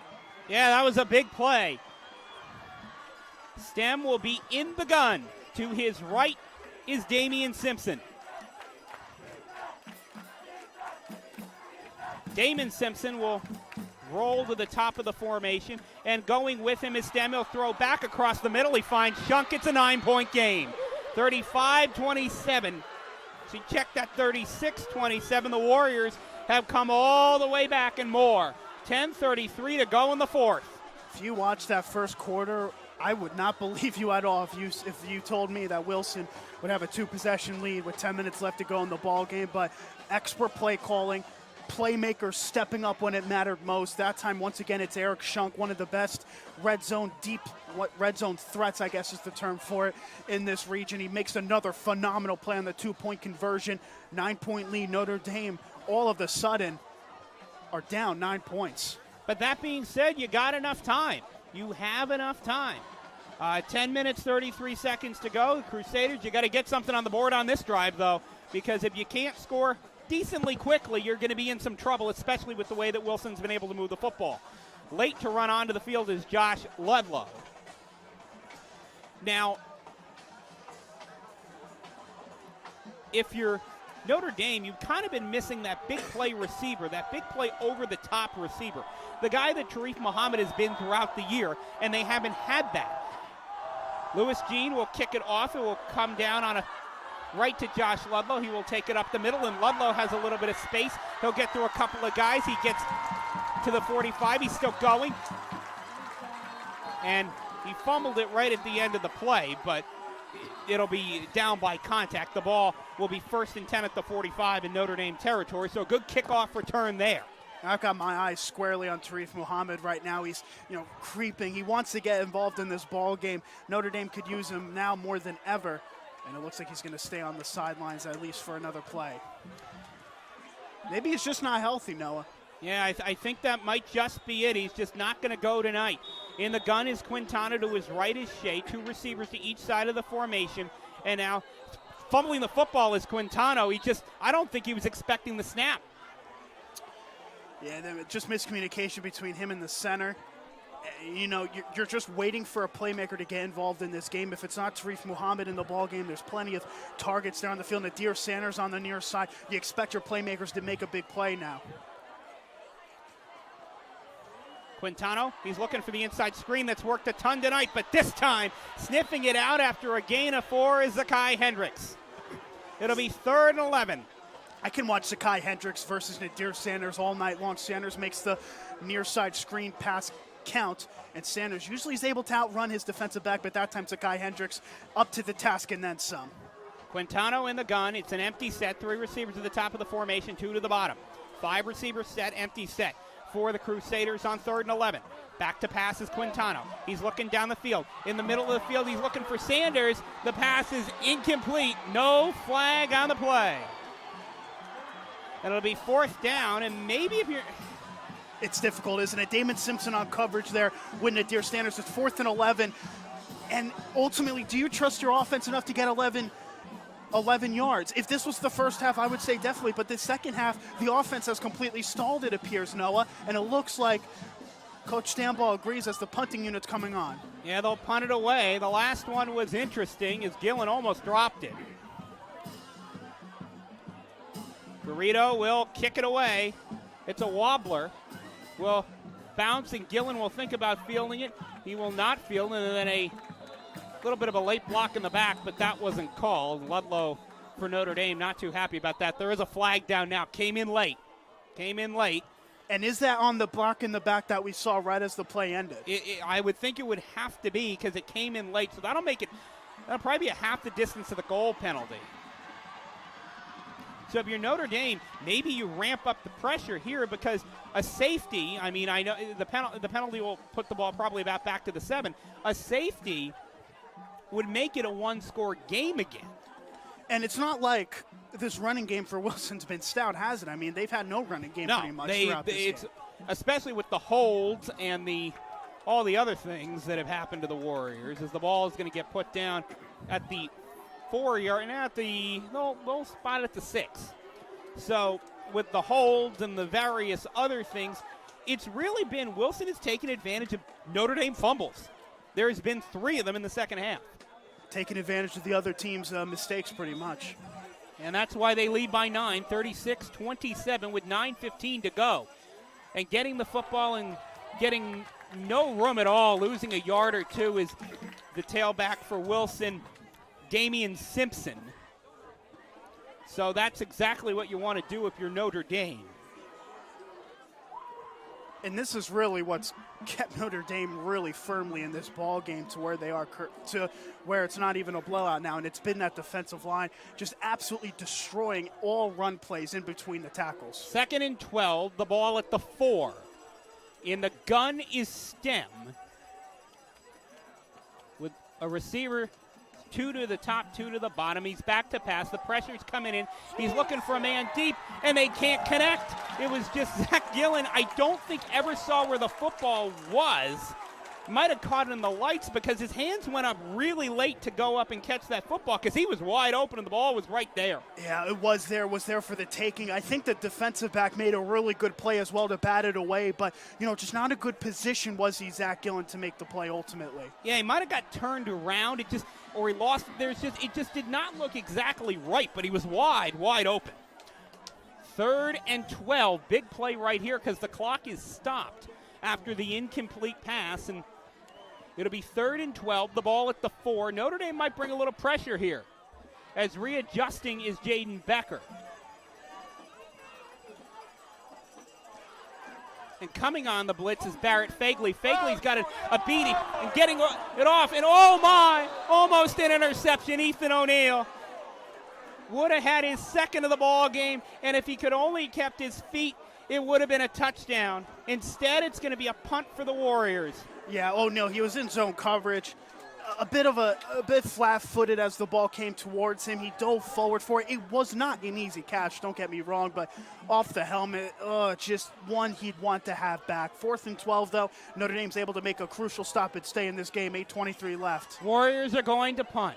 With 8:23 to go, the clock is stopped. Stem, a little bit of an awkward snap, and he shanks it out of bounds. It's a net 7-yard gain on the punt. He shanked it out of bounds to the 11. Oh, my. And we mentioned Anderson Lewis Jr., usually the kickoff taker, usually kicking field goals. He doesn't kick punts. It's Caden Stem kicking it away. And that time, you just missed it there ultimately. And it was only a gain of about, 5 or 6 ultimately. Sets up a 1st down and 10 right at the 11. Down by 9 points, Notre Dame has a ticket back to the ball game. And it was The snap was slightly to the right of Stem, but to tell you the truth, he just missed it. He missed the football. Getting the football is Shea. Picking up about 3 or 4 yards is Trevor Shea. He's down to about the 7-yard line, and Notre Dame in business here as it's 2nd and about 4, and that punt could be a momentum switch in this game. You try to take all the little things to make the best out of it. Notre Dame just got a phenomenal lifeline on special teams. They've got to capitalize. And nothing that they even did, just a bad punt by Wilson. Getting the ball on the wide receiver sweep is Ryan Frenzy. He's going to get strung out, and Eric Shunk can't make the play, and touchdown Notre Dame. Oh my, another big-time play. The Crusaders back in it as it's now a one-score game again with 7:59 to go. It's Wilson 36, Notre Dame 33. Has there been a football game like the one that we've seen tonight this season? Oh my goodness, another phenomenal play. All sorts of playmakers in this ball game. Back to a one-possession game, 8 minutes left, plenty of time. Garrido will line the extra point up, and the kick by Garrido is up. The kick by Garrido is good. So the score with 7:59 remaining in the fourth period, it's Wilson 36 and Notre Dame 34. It has been a track meet in the second half. Oh my, it's been a great game. One of the games of the season, no doubt, and there's still 8 minutes left. The last chapter of this book not yet written, both for Notre Dame and Wilson and for Wilson's season. Yeah, I mean, if you're the Crusaders, you want to put together a defensive stop right here. If you're the Warriors, you want to score, but you at least want to take time off the clock. A 3-and-out is not what they want to do. At least a couple of first downs, but a 3-and-out is what the Crusaders are looking for. Get the ball back quickly. Garrido will be the kickoff man. Back deep to receive are both of the Simpsons, Damien and Zach Gillen. Now, Damien Simpson will come up as an up man, and it's just Damien Simpson and Zach Gillen back there. Wind blowing slightly north-south, but really no wind to speak of.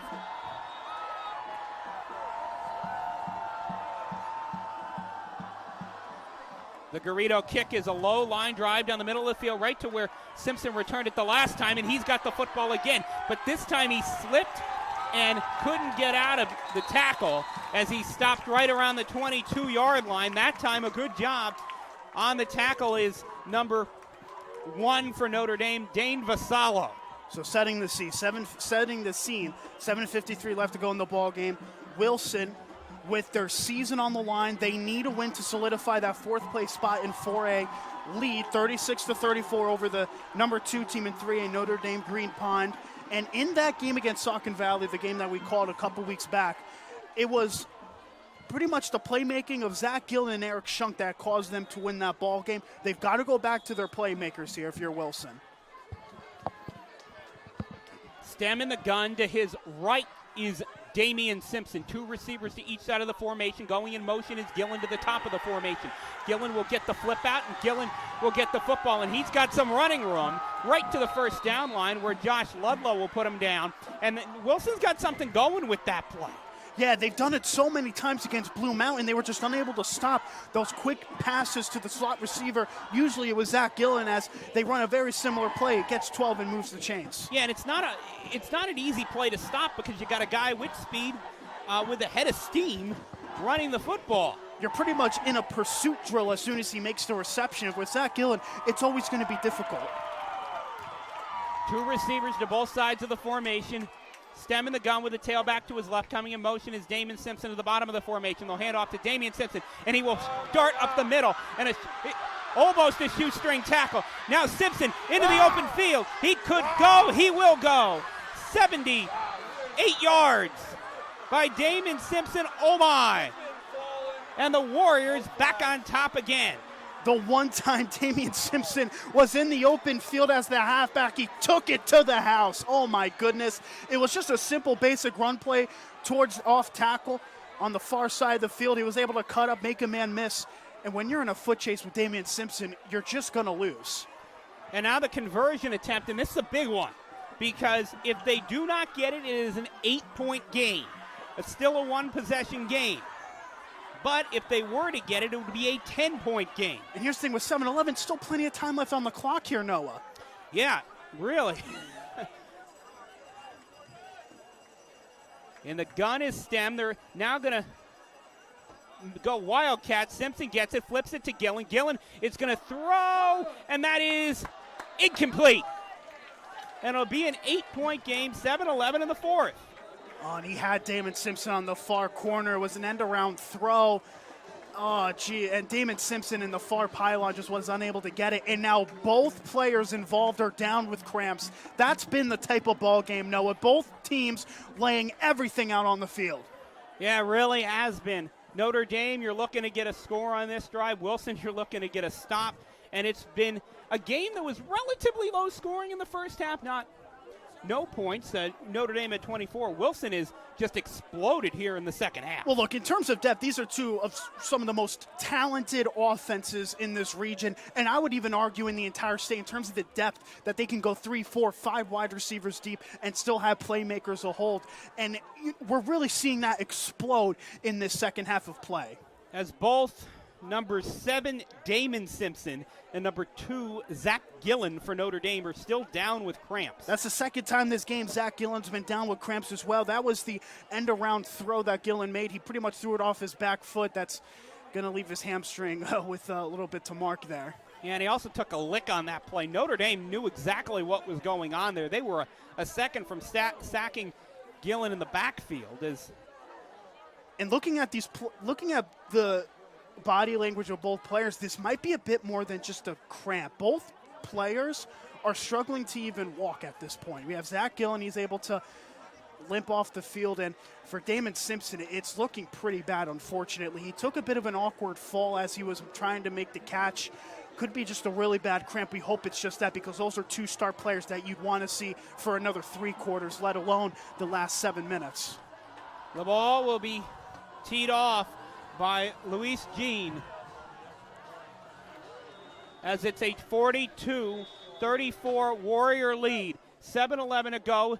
Jean will pop it up as it will get picked up by Sanders. He dropped it. Now he's got to go fall on it and I do not know what he tried to do to pick it up. He almost pinned it to the ground, but he falls on it finally. It's still a bit of a miss. I think these guys are just struggling to catch the football at this point. A lot of mistakes by both teams in terms of not being able to make the catch. I think it's that miss, it's that awkward cold rain that's hit Easton, Pennsylvania that's really becoming a detriment to both of these teams. Yeah, that being said, they were lucky that Jean didn't kick it very far, as it was down at the 15-yard line where Sanders got it. Otherwise, that could have been disastrous. Quintano in the gun. 3 receivers at the bottom of the formation. Now, Shea will motion into the backfield, and he will get the football. Trevor Shea to the outside, and he will fall down after picking up about 3 yards. If you're wondering, both teams with their full complements of timeout, 6:52 clock running. Crusaders with the ball. Time isn't an issue yet. No, and if you're Notre Dame and you're trying to come back in this game, you have the 3 timeouts. So it's really not going to be an issue for a while. Back to pass is Quintano. He's looking down the middle of the field. His pass is going to be way out in front of the intended receiver, Gavin Gibbs, and he took a shot late. And Gibbs in double coverage as well. Just, it's Quintano trying to make something out of nothing again in the passing game. You can kind of tell Quintano still isn't 100% recovering from that injury. He wasn't able to buy really any more time. He's pretty much turned himself into a pocket passer in this ball game. And, in normal senses, usually he would roll out to the left or right and create some space. Quintano, he will hand it off to Shea, and Shea will get popped. He'll lose 2, and the Warrior defense comes up strong. Now with 6:19 left and counting, do you send the punting unit on is the big question. You're deep at your own 25. It's a 4th and 8, very low percentage, but do you trust your defense to get another stop is the question. I would say you would have to, because if you don't get this, they're inside the 20. It's just, if they were maybe at the 40, different story. but at the 20, you got to punt. And Garrido gets off a good booming punt. Gillen's going to field it, and he's running backwards. Now he will make his trip forward. Gillen will again turn backwards, and tearing him down from behind is Josh Ludlow making a big play. And, you look back at this game at key moments, you wonder early on in the second half, they were passing it a lot more, causing the clock to stop, not exactly converting on a lot of those passes. If they went back to just Josh Ludlow running the football, how much of a difference this game potentially could be. Yeah, and it was because at that point the barn doors were still closed before they absolutely exploded. The barn doors were still closed, and I feel like not giving the rock more to, their halfbacks is really caused Notre Dame to be in the position that they're in, currently down by 8 on defense. The turning point of this game was when Trevor Shea burst through the middle, would have had 96 free yards in front of him, but fumbled the football, and Wilson recovered. And the gun is Stem. He's looking to hand it off. He will to Damien Simpson to the outside. Anthony Pez comes in with a great tackle. And Notre Dame will not choose to call a timeout just yet, as they're probably going to let this get around 3 minutes before they'll start taking timeouts, 2-3 minutes. And right now you see Wilson, they're in good field position at their own 44-yard line. I would run it 2 more times, see if you can get the first. If not, punt it away, but drain a lot of that clock. That's when clock can become an issue. I know Notre Dame still has all 3 of their timeouts, but at this point, I think you trust your defense with as much field as they need to, as Notre Dame needs to traverse. Yeah, really, if you're the Crusaders, you don't want to use those timeouts if you can. As Wilson will hand it off again to Simpson, and he will again get stopped by Pez right at the line of scrimmage. No game, 3rd and 5.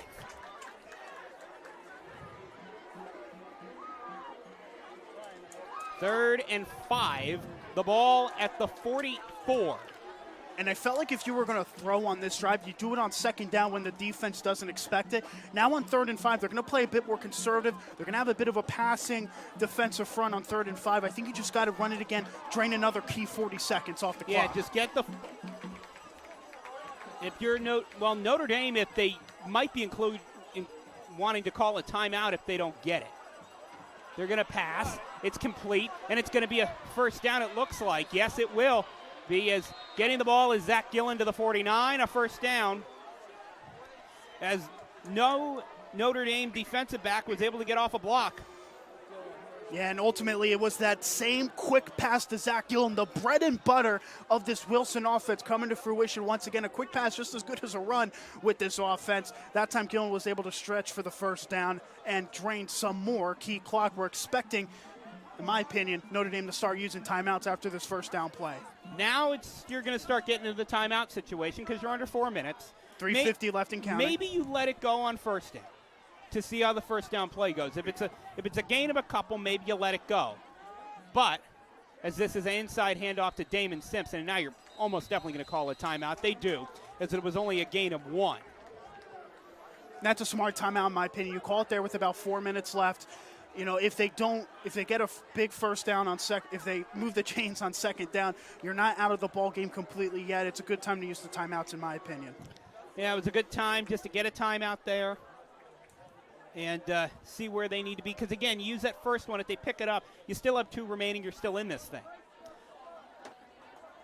Get the timeout on first down. 3:36 to go in the 4th. It's Wilson 42 and Notre Dame 34. As the ball will be at the 48-yard line, 2nd and 8.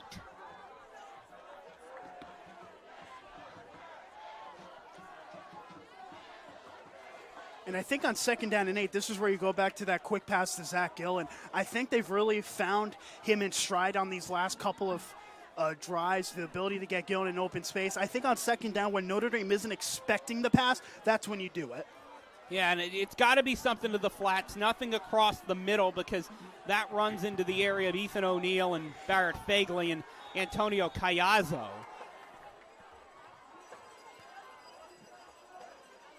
As getting the ball is Simpson. No, it's going to be Stem, and he picks up about 2 more. Makes it about 3rd and 7. Notre Dame will not call a timeout, which might not be the worst decision here is I see what Phil Stambaugh is trying to do. He's trying to get away with this play, not calling a timeout. So if they either were to pick up the first down on the third down play, he would still have 2. And also it would leave him 1 timeout for his offense. And there's also 3:15 to go. So there's still enough time that you don't need to be burning timeouts. Yes. 3rd and 7, 3 receivers at the bottom of the formation. 16. Back to passes. Stemme's looking. They have the slot covered now, and he will run, and a flag will come in, and that looks like it's probably going to be the area of holding. Nope, it's going to be a block in the back. So either way, we're going to be doing 3rd down over again because Notre, he didn't pick up the first down, but you're not going to give Wilson the chance to go for it because it's 4th and 1. Exactly, and not even 1. It's 4th and inches. It's a good call to accept this penalty and move them back 10 yards. So it makes that 3rd down conversion all the more difficult. It's going to be 3rd and about 15, which is and I think if you're Wilson, you might just run the football here. Yeah, take your losses and trust your defense. You've drained a lot of the clock. I think this drive has already been successful in terms of winning this ball game. 2:49 left, and they've been able to cut a timeout. They'll probably cut another timeout as well after this play. I think you just run the ball, trust your defense, which has come up for you time and time again in this half.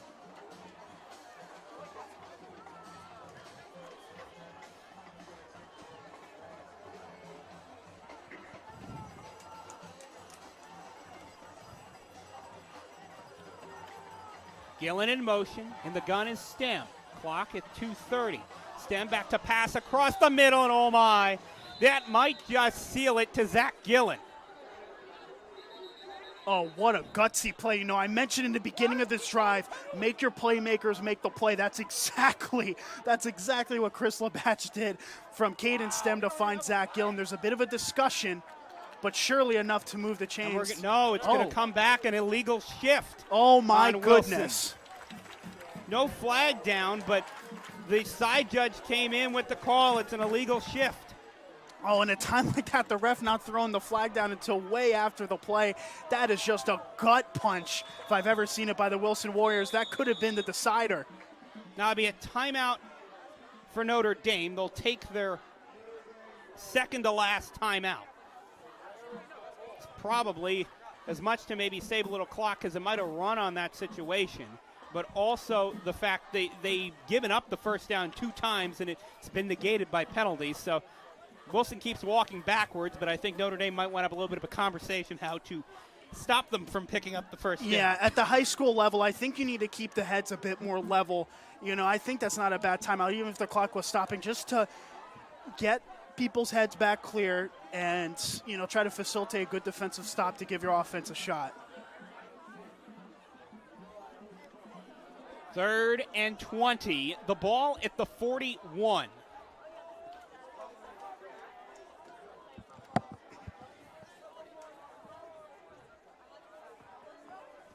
As this is the 3rd time we'll do 3rd down, and hopefully it'll be the last. And, hey, Wilson was able to convert it both times. We'll see what happens a 3rd on 3rd and about, 21, 22? I would think if you're Wilson this time, you probably run the football. You know, at that point, then you're wasting Notre Dame's last time out as well. Correct. Or draining 40 seconds, Unless course. you can find something quick and you know there's something you can go to that can pick up the first down. Otherwise, just drain some more clock, make Notre Dame call a timeout. Back to passes, Stem. He's going to roll. He's getting pressured. He's getting really pressured. He'll go down in the backfield, and Notre Dame will call their final timeout.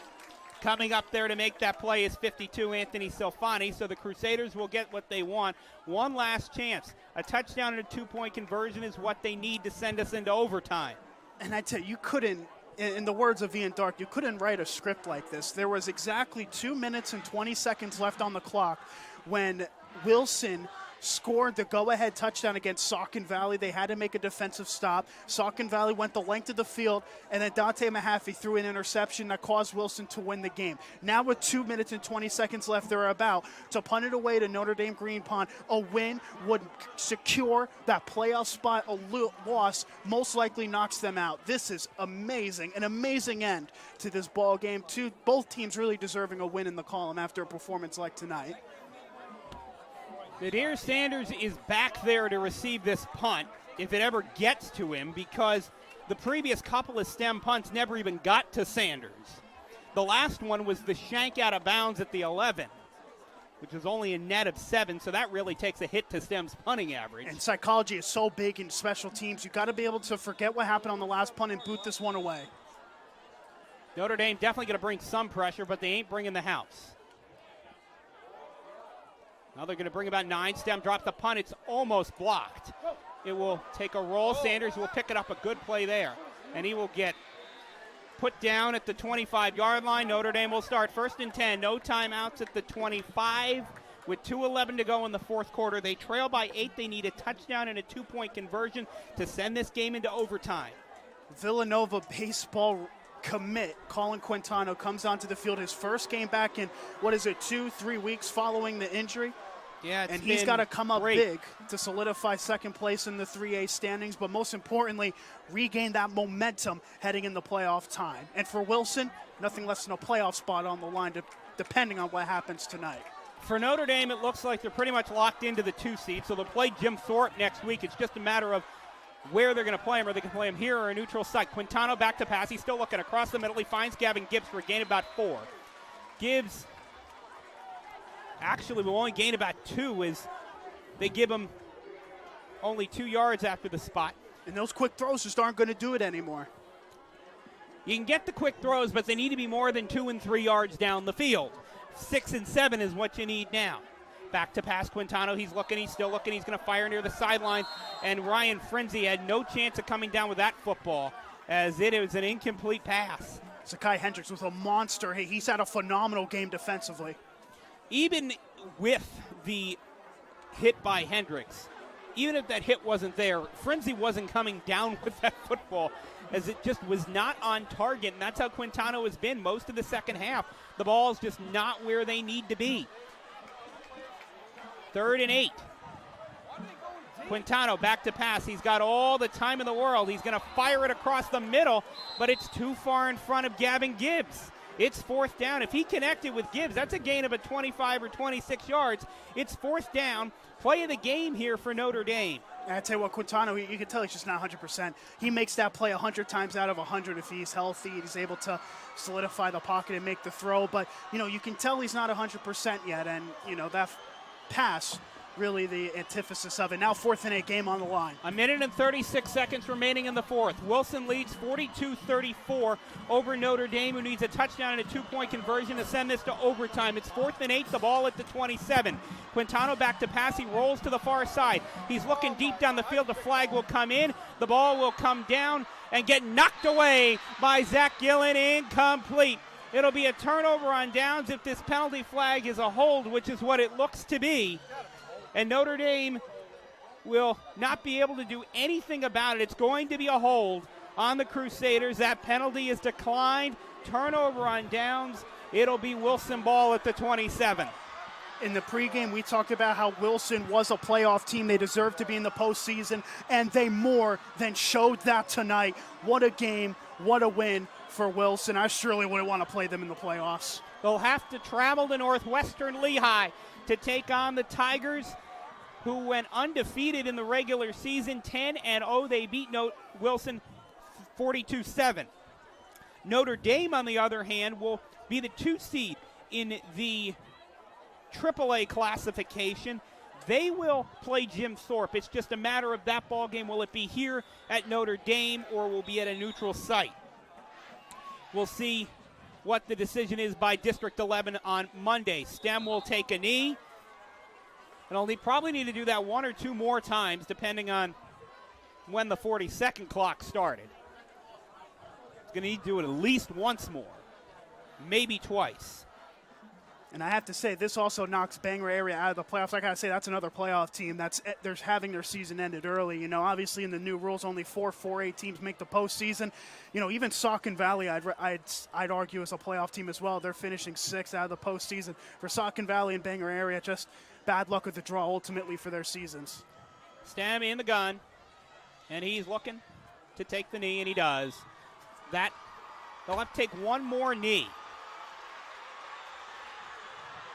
And in a classic rivalry move, Damien Simpson waving the Notre Dame fans off the field pretty much. They still got to take one more knee. For the first time since 2015, the Warriors will defeat the Crusaders. They did that 14-0 at Smith Field in Wilson. They end a 5-game Crusader winning streak in the series and get their 31st win all time against Notre Dame as the student section pours onto the field as the clock will run out. Notre Dame will fall to Wilson for the first time in 5 years by a 42-34 score. A game